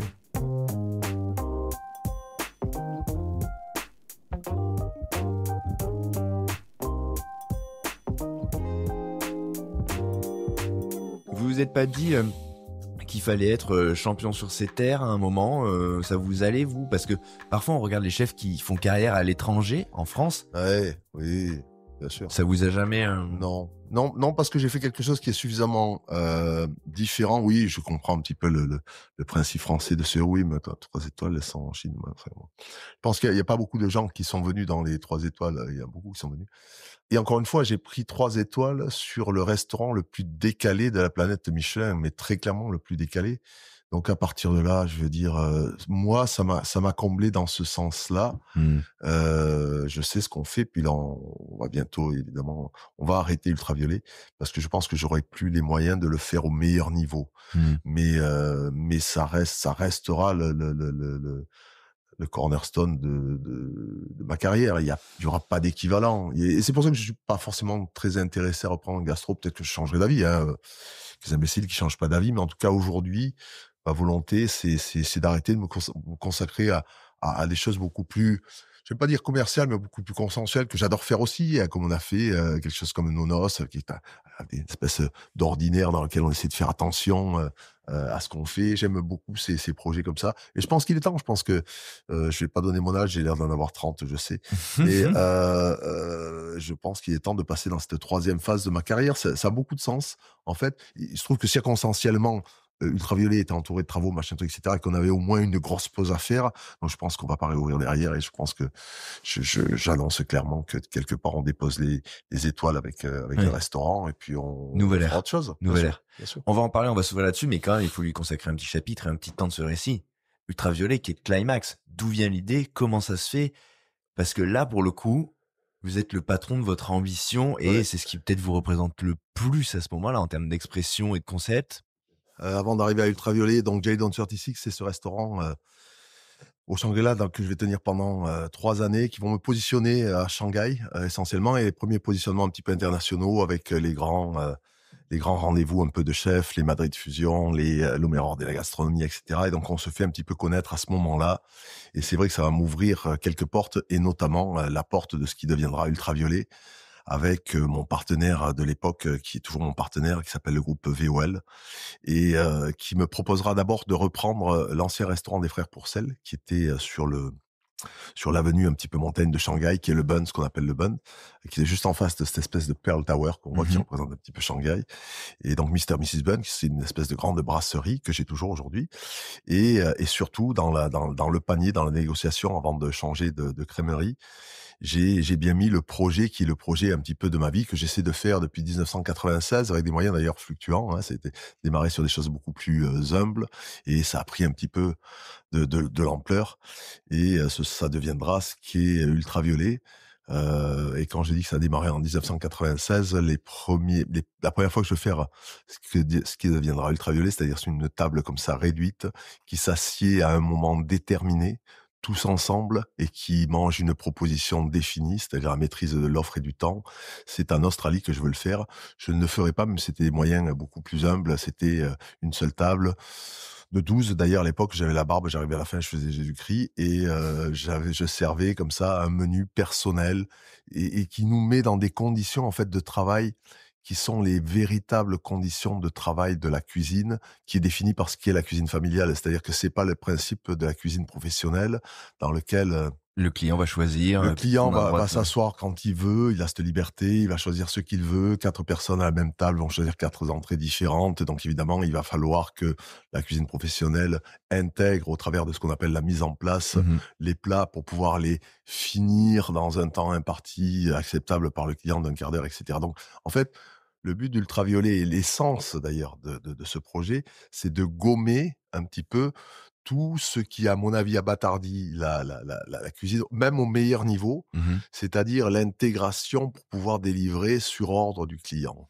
Donc là, pour qu'on comprenne bien, Ultraviolet, ça part d'une envie de se dire, à un moment donné, je vais décider pour un groupe de personnes réduit, non seulement ce qu'ils vont manger, quand ils vont le manger, le timing dans lequel ils vont le manger. En gros, le client s'en remet à vous totalement, du début à la fin. Et vous, quelque part, ça vous donne une maîtrise, à la fois dans la création et dans la gestion aussi, de tout, à tous les niveaux, même les stocks, même tout, en fait, vous maîtrisez tout.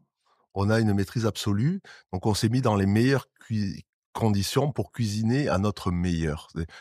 N'importe qui dans les conditions dans lesquelles je suis aujourd'hui se trouverait dans ces meilleures conditions de cuisinier. En plus, si on a les moyens, c'est-à-dire si on a l'équipe derrière, si ça se traduit pas, comme dans ce premier projet, à être tout seul, à cuisiner tout seul, avoir un tourne-disque et un dimmer pour mettre un peu d'ambiance et caler l'ambiance sur le temps et l'offre. Parce qu'à partir du moment où on maîtrise le temps et qu'on maîtrise l'offre, on sait qu'à tel moment on va servir tel plat, on peut réfléchir justement À comment on va... à cette partie un petit peu intangible de ce qu'on appelle l'atmosphère. Et donc, la partie immergée qui définit et caractérise l'ultraviolet aujourd'hui n'est que la conséquence, en fait, de l'axiome de départ, qui est de dire, je maîtrise l'offre et le temps pour servir les plats au pic du plat, sans avoir à les intégrer de façon pas nécessairement aussi acceptable que ce que ferait ma mère à la maison, où quand elle cuisine des côtes de porc, elle les fait, quand les côtes de porc sont en train de finir de cuire, comme ça, elle l'appelle à table, c'est maintenant, tac, on descend, on s'assied, on mange les côtes de porc au pic du plat, c'est merveilleux. Voilà.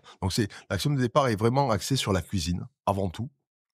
Et la conséquence est, effectivement, de pouvoir habiller l'atmosphère, la tailler sur mesure pour éviter d'avoir une atmosphère finalement perturbante, c'est-à-dire une atmosphère qui n'a rien à voir avec le plat, une musique qui n'a rien à voir avec le plat, une lumière qui n'a rien à voir avec le plat, un environnement qui n'a rien à voir avec le plat. Le seul moment où on a cette impression de sense of place dans certains endroits, et on pense quelquefois que la cuisine y est meilleure, c'est une erreur quelquefois, c'est par exemple quand on va au bord de la mer manger un poisson grillé. Et c'est le moment où on se dit, il y a une espèce d'harmonie entre ce poisson, la mer qui est juste en face de moi, et donc il semble être meilleur, alors que quelquefois il est meilleur chez Alain Ducasse au Meurice aujourd'hui.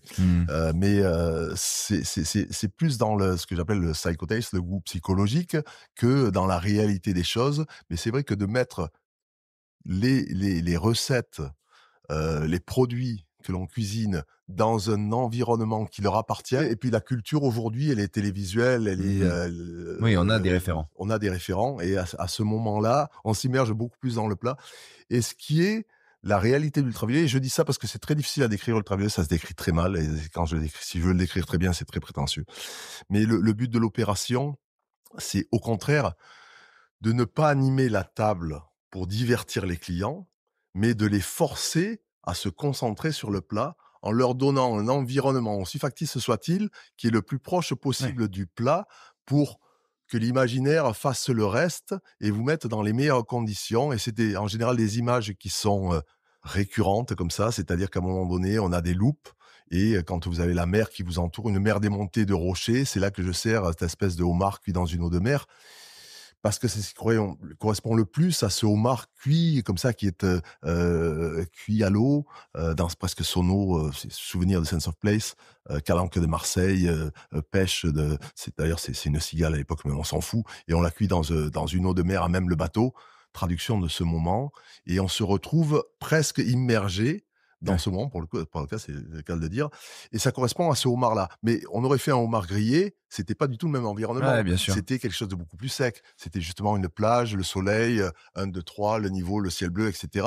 Donc chacun, dans cette espèce d'inconscient ou de conscient collectif, ou de culture globale, a une espèce de vision comme ça des choses qui peut vous permettre de vous immerger plus que un décor qui n'a rien à voir, aussi beau soit-il. Vous créez des conditions de dégustation optimales finalement, une espèce de résonance et d'alignement total entre la personne, le produit et l'environnement duquel il vient et l'endroit où il le déguste. C'est très chiant quand même votre histoire, parce que du coup, quand on repense au principe du client, on se dit putain, mais c'est vrai que je vais pas manger en même temps que la table d'en face, mais la musique que je vais supporter à ce moment-là va être la même sur l'entrecôte du type à côté que sur mon radis beurre. Donc on se dit, en fait, c'est vrai que tout est toujours décousu dans la restauration. Et l'alignement que vous cherchez à ultraviolet, il est exceptionnel parce que, de fait, l'ambiance, la musique, l'image, le plat, le service, tout s'aligne tout le temps et pour tout le monde au même moment. Exactement. C'est bien, très chiant. C'est bien très dit. Chiant. C'est bien dit. Ça rend tout le reste un peu... Et bien compris rapidement, parce que des fois, c'est un petit peu complexe à expliquer pourquoi, en fait, le niveau de concentration, quand je sers un plat ultraviolet, est très supérieur au niveau de concentration quand je sers un plat, même dans une brasserie ou quoi que ce soit. Bien sûr, parce que tout est aligné, tout est pensé, aligné, tout est aligné. Et en plus, on joue sur certaines choses. C'est-à-dire que quand on a décidé que la table ne peut pas se parler, le niveau sonore est tellement élevé qu'on ne peut pas se parler. Et je ne tiens pas à ce qu'on se parle, d'accord? Ouais. Le seul moment où on va distraire un peu la table, c'est le moment où on va débarrasser. Parce qu'à ce moment-là, on veut pas forcément qu'on voit, et même si c'est un balai de service permanent, qu'on voit les serveurs, c'est pas le truc le plus joli. Donc à ce moment-là, la chose s'anime avec quelque chose qui est visuel et qui vous attire un peu sur les écrans. Ouais, pendant Voilà, que ça. le plat arrive, 30 secondes, on s'immerge dans l'ambiance de ce plat. On boit un petit peu le pairing qui va avec pour se mettre un petit peu en avant-goût. Donc il y a tout ce rituel que les gens font naturellement, hein. Combien de convives, du coup, autour de la... 10, Toujours 10, 10, pas un ok. de plus, pas un de moins. Je crois qu'il y a eu une fois ou 2 où la table, parce qu'au dernier moment, on n'a pas pu remplacer, Uhum. quelqu'un, elle s'est retrouvée à 8 et encore, je crois qu'on a mis des mecs de chez nous. Mais ça a toujours été, 10 couverts. 10 couverts, On ne peut 10, pas. 10 personnes. Combien de personnes en cuisine et en salle? Alors en tout, notre équipe complète, c'est presque une équipe de 30 personnes, mais dédiée le soir même, et sur place, on est en général, entre 20 et 25. Voilà. D'accord. Ok. Ce qui est le plus haut ratio, c'est pas, il y a pas de quoi être fier. Mais quand on parlait des moyens dédiés Ouais. par client, il faut Mais c'est savoir considérable, qu'aujourd'hui, du c'est coup. considérable parce que c'est 2,5 à 3, en sachant que, je crois que El Bulli, c'était 2,4, ce qui est déjà énorme, qui était le plus élevé. Un restaurant 3 étoiles classique, c'est un employé par client. Des Ouais. fois, c'est plus, mais Ouais. un employé par client, c'est-à-dire entre salles, et vous avez 50 places assises, vous avez en tout 50 employés. Voilà, c'est à peu près les ratios classiques. Donc évidemment, on s'est mis dans des conditions qui sont des conditions exceptionnelles. De compétition, enfin, ouais, c'est hors norme. Voilà, Hors norme. c'est dans ce sens-là, tout est un peu exagéré parce que c'est tellement réduit. Quand on a une espèce de descriptif sur notre site internet d'Ultraviolet où on montre les moyens mis en place, on a 1000 mètres carrés dédiés à 10 couverts. Donc évidemment, quand on fait le parallèle de ce que ça pourrait représenter sur un restaurant comme Mr. Mrs. Bun d'une centaine ou 140 places assises, je crois qu'il fallait qu'on cuisine dans le ring là de Beijing, là, le truc olympique de Beijing. Ouais, ouais. Donc Ouais, c'est job. un petit peu démesuré, mais c'est voilà, disproportionné par rapport à 10 couverts, mais en fait, en même temps, c'est le principe de ce restaurant. Qu'est-ce que ça vous permet d'atteindre une espèce de recherche de perfection? Je parle de cuisine là, vraiment. Ouais. Qu'est-ce que vous allez... Parce que là, enfin, tous les curseurs sont poussés au max quand vous parlez de l'exigence. Moi, je repense à vos histoires de MJC, de colonie, où le mec il fout tout le monde à genoux. Et il est encore là, celui-là, avec cette... Ouais, peut-être, mais On n'est pas loin de la définition de l'excès, si je puis me mais permettre. on est quand même dans un principe de cohérence. Parce qu'effectivement, le reste de l'incohérence. On se rapproche le plus, pour moi, de la cohérence de ce qu'est être une espèce d'expérience. 2 mots que je n'aime pas, mais je vais le dire quand même. D'expérience holistique. De l'ensemble, C'en est une. d'accord, voilà, qui s'aligne pour pouvoir en même temps, éviter d'être distrait, donc se concentrer au maximum, donc percevoir les choses au maximum. Et c'est ce qu'on a cherché à faire. Le plus important à Ultraviolet, qu'on travaille beaucoup, qui est très peu mentionné d'ailleurs, c'est le tempo. C'est-à-dire l'enchaînement d'un plat. Il y a beaucoup des plats qui sont en une bouchée, c'est des petits plats, il y a une vingtaine de plats, il y en a qui sont en 3, il y en a qui sont en 7.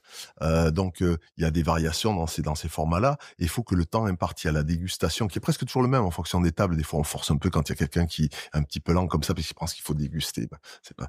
On va lui dire take your time. Bon, mais bien en lumière le fait que t'es en retard, tu fais chier toute la table. Mais ça permet vraiment, ce rythme est le plus important, le tempo est le plus important. Ce qui me dérange le plus dans certains restaurants dits gastronomiques, c'est de subir. c'est de subir ce truc où entre une bouchée qu'on vient de recevoir et la bouchée qui arrive après, il y a un quart d'heure, excuse-moi. En fait, l'éphémérité, dans un contexte d'une table où on est à très proche de la table, hein, quand on sert la cuisine, on peut faire des choses qui tiennent 30 secondes, d'accord ? Et elles vont être mangées parce qu'on les sert au moment où il faut les servir. Et en 30 secondes, ça a disparu. Et on passe à la séquence Le d'après. temps de mise en place de la table, de servir et de débarrasser, c'est Et plus maximum long. 3 minutes. Ouais. Et ça veut dire que le plat, il arrive après. Et donc là, ce tempo est très important dans la perception de ce qui est un repas. Parce que ça reste une forme de repas dans la tradition judéo-chrétienne, de cette espèce de, on a les entrées, on monte comme ça dans une espèce de pic avec les plats principaux, et puis on redescend comme ça sur les douceurs. On reste dans ces formats, mais sur un plat. Un plat, ce qu'il y a de très intéressant, c'est pas, ça peut être très chiant, hein, un plat.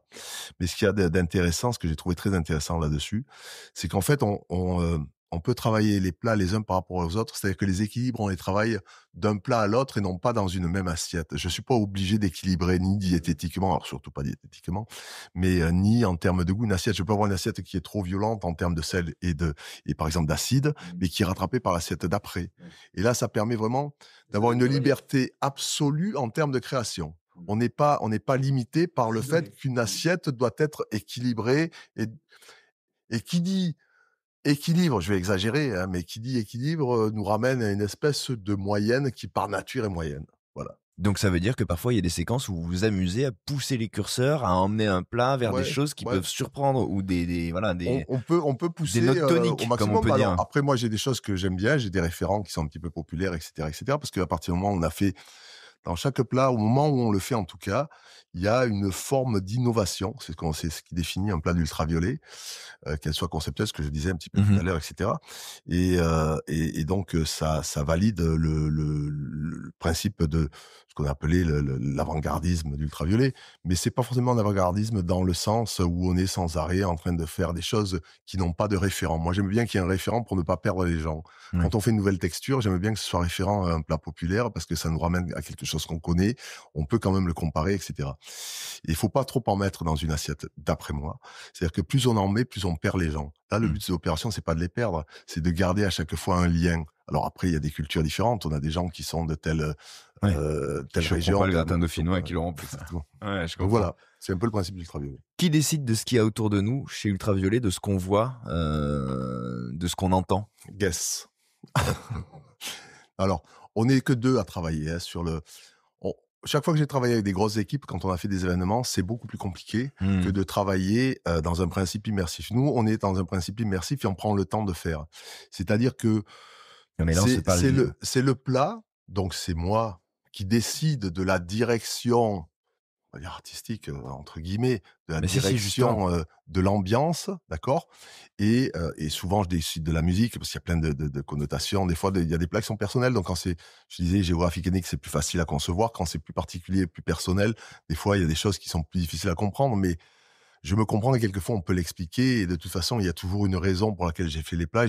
Même si je découvre des fois la raison a posteriori, chaque plat est sous-tendu par une forme de souvenir. Ouais, il y a parfois où vous vous retrouvez après le plat, vous dire ah putain en fait c'était ça. Ouais, exactement. Drôle. Donc parce que je ne crée pas en me disant tu vas faire. Ça m'arrive de dire je vais faire l'expression par exemple quand je veux rendre un hommage à Zador Etchebari en termes de perfection de la simplicité par rapport au fait que le gars, il a quelques grilles comme ça avec une fumée, un assaisonnement, une cuisson parfaite de produits, un contrepoint dans une assiette. Il arrive à vous faire une démonstration d'excellence dans la simplicité. Ce truc me marque. Là, je sais que je vais rendre hommage. Donc, je vais tourner autour du principe du grill, de la fumée, du machin, truc, etc. Puis, je vais faire une interprétation qui n'a pas forcément grand-chose à voir avec ce qu'il fait, mais c'est dans cet esprit-là. Mais la majorité du temps, c'est une création qui part parce qu'on a fait une découverte, qu'on veut tourner autour et qu'on pense qu'à un moment donné, c'est quelque chose qui peut être très intéressant. Et en général, je me rends compte quelquefois, quand je finis, je me dis, ah ouais, mais putain, mais en fait c'est très lié à ça, ce souvenir, à ce lieu, des fois même à des choses un peu moins évidentes. Mais, c'est toujours, en fait, tous les plats qui ont été faits ont toujours été liés à quelque chose. Et c'est ça qui est très intéressant dans Ultraviolet. Le principe de montage du menu est très intéressant. Le principe de finition, c'est là que je dis qu'on travaille qu'à deux et on prend notre temps. Il faut pratiquement, si on faisait que ça, il faudrait 6 mois, mais ça prend pratiquement 1 année de finaliser un menu dans lequel on a déjà trouvé le corps du menu. Il faut presque 2 ans pour faire un menu, d'accord, puisque la première année serait consacrée à travailler sur 100 recettes, après on descend à 50, et puis après, voilà, quand j'ai 30 recettes, je sais que dans ces recettes-là, ça peut rentrer, ça peut composer un menu, parce que je sais à peu près les espaces et le type de plat dont j'ai besoin pour faire le menu. Quelquefois, pour le compléter, d'ailleurs, je suis obligé de prendre des plats d'archives, c'est pas toujours que des créations du moment. On démarre ce qu'on a appelé l'habillage de la table, c'est-à-dire qu'on démarre à travailler sur l'ambiance qui va immerger ce plat et coller au plat le plus possible.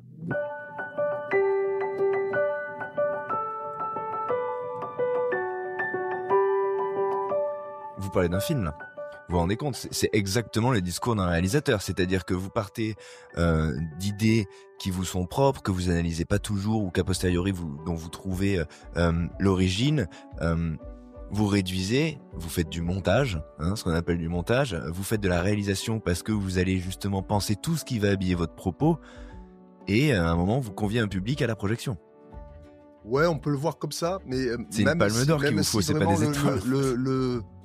Même si finalement la composition la plus difficile, c'est qui sous-tend tout le reste et qui est la plus intéressante, c'est d'arriver à mettre bout à bout et je trouve que c'est une vingtaine de plats à chaque fois, mais dans ce qui va former un menu qui au bout du compte est équilibré. Ça, c'est très difficile et c'est très intéressant. Mais c'est la question du rythme dont vous parliez, du relief qu'il peut y avoir entre les séquences. Oui, c'est ce qui fait qu'un film fait qu'on reste jusqu'à la fin ou qu'au bout de 20 minutes on décroche ou. Je suis d'accord, il y a des très grands films, des films avec très belles images qui sont très mal montés. Mais ouais, quand vous parlez de direction artistique en vous excusant en disant en fait c'est complètement ça. Et vous atteignez ce que vous cherchez depuis le début. C'est-à-dire cette envie de vous exprimer. Ouais. On est dans le...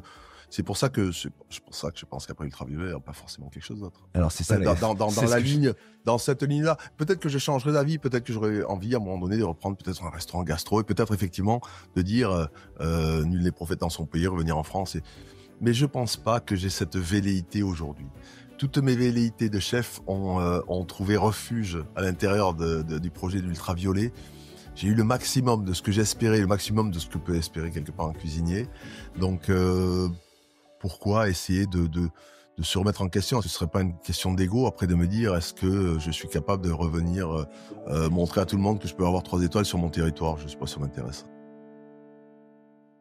Sans parler d'ego, là, si on parle de kiff, vous allez le trouver où? De fait, parce qu'après une expérience comme ça qui vous ressemble autant et qui comble autant de ce que vous avez toujours cherché finalement. Ouais, mais c'est vrai qu'il y a quand même d'abord il y a aussi une question de moyens, c'est aussi pour ça que je vais arrêter, mais il y a aussi une question de temps. C'est-à-dire qu'à un moment donné, si je veux, à un moment donné, dans cette 3e phase de ma carrière, pouvoir développer des choses aussi un petit peu commerciales par rapport à moi, par rapport à mes équipes, etc. Et j'adore faire certaines choses beaucoup plus simples. Je peux passer des plans, on va faire un sandwich, moi. Mais ça veut dire que tous les autres, d'ailleurs, mais j'adore cette idée. Donc, pour le moment, j'ai envie de cette espèce de pause et de ne pas subir finalement quelque chose qui est ma passion comme une contrainte parce que j'ai besoin de garder 3 étoiles. Donc la démarche, elle est là. Je me dis, écoute, oui, quelque part, par rapport à certaines choses, peut-être qu'on aura moins de projets, mais je pense pas que ce soit très important aujourd'hui. Il y a plein de choses qui m'intéressent. Je sais même pas si je vais pas faire un fast-food. Il y a plein de choses qui m'intéressent. Là, j'ai toujours été très curieux là-dessus, très ouvert, trop ouvert. Je suis ouvert à l'industrie. Bon, il y a plein de choses qui me passionnent. Les supermarchés me passionnent aussi. Les mecs, allez, super. Et il y a plein de choses qui sont intéressantes là-dessus. Et on va voir ce qu'on va en faire. Est-ce qu'à un moment donné, le principe de l'expression personnelle me manquera? C'est possible. J'ai pas l'impression aujourd'hui que j'en ai besoin dans les années qui viennent. Ok, nouveauté dans la vie de Paul Perret quand même, parce que c'est un peu ce qui vous anime depuis le tout début. Ça, et puis l'envie aussi, et on a évoqué Nonos au cours de cet échange, cette envie d'aborder les choses, même si simples soient-elles, avec le goût de bien faire. Et là, je retrouve l'histoire des frites. Et ça, on va le garder. Ça, on va le garder, et ça, c'est aussi passionnant. Féti. Non, mais il y a ce truc. La frite de Féti. La frite parfaite. Ouais, en fait. Après, bon, et non, mais c'est sans prétention. Je pense que quand on est dans des choses un petit peu plus commerciales, les moyens ne sont pas forcément. On pourrait faire quelque chose de très simple et très identifié. Il faudrait des moyens. Non, mais chez vous, il y a toujours cette envie de le faire. De le faire bien. Et il faut, pour atteindre une forme de perfection dans des choses identifiées, il faudrait des moyens qui sont démesurés, qui ne correspondent pas à la commercialité potentielle du lieu. Donc faut pas non plus exagérer. Mais j'adore cette idée. Il y a plein de choses dans les restaurants que j'ai fait d'ailleurs et que je continue à faire. Là, on a un projet qui est à Singapour, qui sera des tables de tranche. J'avais fait un très beau projet qui s'appelait Shop Shop Club, qui était cette espèce qui est tiré un petit peu d'Ultraviolet et qui me permettait d'offrir des pièces entières. Parce on rêve toujours en tant que cuisinier d'offrir des pièces entières, des beaux turbos, machin, etc. Mais comment on fait si on vend pas le beau turbo grillé à l'ensemble d'une table? Plante. Comment alors? Et là, c'était animé par. On avait des grands miroirs comme ça dans le restaurant. C'était à Uniqlo à Shanghai. Et derrière ces miroirs, en fait, on avait des écrans et on affichait un programme un peu comme à la bourse, vous savez, cette espèce de programme. Vous aviez turbo, 19h, 8 portions, tel prix à la portion. Et donc, en fait, on sortait le turbo à 19h exactement, sur une table de tranche énorme, comme ça. Et il sortait grillé à 19h, on le coupait 8 portions. Et comme les gens l'avaient vu sur le truc, ils avaient pris un peu comme enchères, j'ai une portion. Et donc, on vendait sur des tables séparées, mais au même moment, parce que les gens l'avaient pris. C'est vachement intéressant. C'était un restaurant que j'ai adoré. J'ai beaucoup regretté d'avoir fermé. Il y a des conditions, des fois, commerciales qui font qu'on ne peut pas continuer certaines choses. C'est hyper marrant comme concept, ça. D'imaginer un fil de produits qui continue et en fait, les gens qui fait presque qui lèvent le doigt et qui se positionnent sur la séquence, quoi. Ouais, c'était vachement intéressant parce qu'en fait, on est dans l'hyper-précision de quelque chose de très populaire. Et d'ailleurs, on avait fait un truc que j'ai pu refaire depuis. Alors, ça m'embête de le refaire parce que quand on a perdu un truc comme ça, on a l'impression de redevoir écrire un livre qui a déjà été écrit et c'est presque impossible. Mais il y a quelque chose qui est très intéressant, c'est que même en cuisine, on avait mis... ça semble un peu exagéré, mais pour faire 0 erreur, on avait mis des écrans comme ça. Et comme on savait qu'à 19h, on devait sortir le turbo, par exemple, on savait que ça voulait dire que à 18h, le turbo était mis à l'extérieur. On avait le premier marquage à tel moment, etc. On le passait dans le four à 400. Après, on le passait dans le four à bois, là, vite fait, avant. Et donc, à chaque fois, il y avait un truc qui arrivait, ça faisait bip. Et les cuisiniers, c'était là. On se serait cru un peu chez McDo ou un truc comme ça. On a les trucs. Mais c'était extraordinaire. J'adore ce truc. Grand formatage. Mais avec la cuisine qui décide toujours de ce qui va se passer dans la salle aussi, c'est la cuisine. Là, on est dans la maîtrise totale. Là, oui. Mais ultraviolet aussi. Oui, ça, c'était inspiré d'ultraviolet. Ouais, voilà. Mais dans un truc, finalement, où les gens ne voient pas comme ça. Non, bien sûr. On aurait pu simplement aussi... qu'on voulait faire d'ailleurs au début, dire on fait un turbo, quand le turbo il sort, on gueule, on sonne une cloche, qui veut du turbo. C'est rigolo aussi, ça fait un peu bordel, j'aime bien l'idée.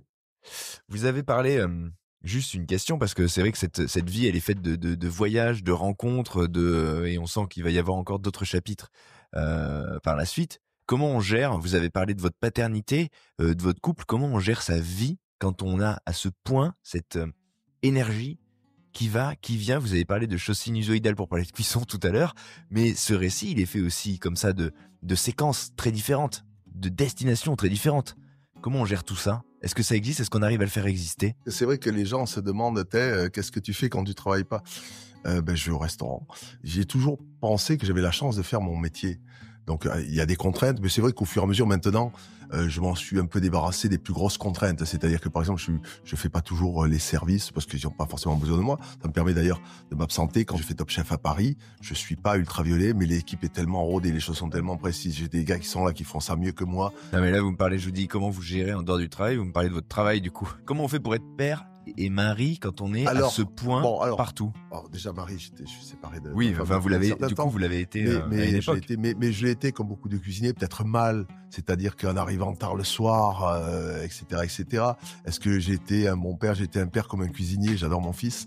Et j'ai fait, en tout cas à distance, j'ai l'impression de faire le mieux. Est-ce que si je refaisais des choses... par rapport au temps que je dois dédier à mon fils, peut-être que c'était peut-être pas suffisant. On peut toujours penser qu'on a raté certaines choses en essayant de faire bien d'autres choses. Je pense que j'ai pas forcément beaucoup de regrets. J'espère que les gens n'en veulent pas trop, de ne pas toujours avoir passé le temps qu'il fallait. Mais j'ai pas de vrais autres hobbies. Je vais pas à la pêche. Enfin, je fais pas du ski. Il y a plein de choses comme ça que je fais pas, mais ça me manque pas parce que j'ai pas besoin de nourrir ce que je fais avec d'autres choses qui pourraient être passionnantes. J'ai fait des choses qui étaient passionnantes toute ma vie. Donc ça veut dire qu'il y a le chapitre post-ultraviolet et loin d'être... Peut-être que je vais me reposer, j'en sais rien. Peut-être qu'on va voir. Mais c'est possible. Excellente blague. Bah oui, évidemment, oui. Oui, pour une fois, pour voir. Pour voir. Merci beaucoup. Merci beaucoup. Trop bien.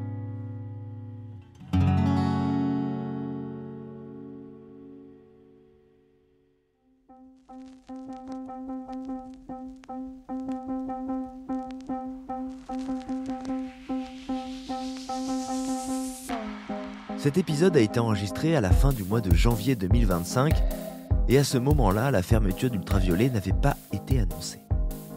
C'était donc un moment particulier pour moi d'entendre ainsi Paul Perret partager sa vision, expliquer l'ADN de ce lieu, l'entendre dire qu'il représentait l'apogée de sa carrière, tout en sachant que quelques semaines plus tard, il surprendrait son monde en annonçant la fin de ce chapitre.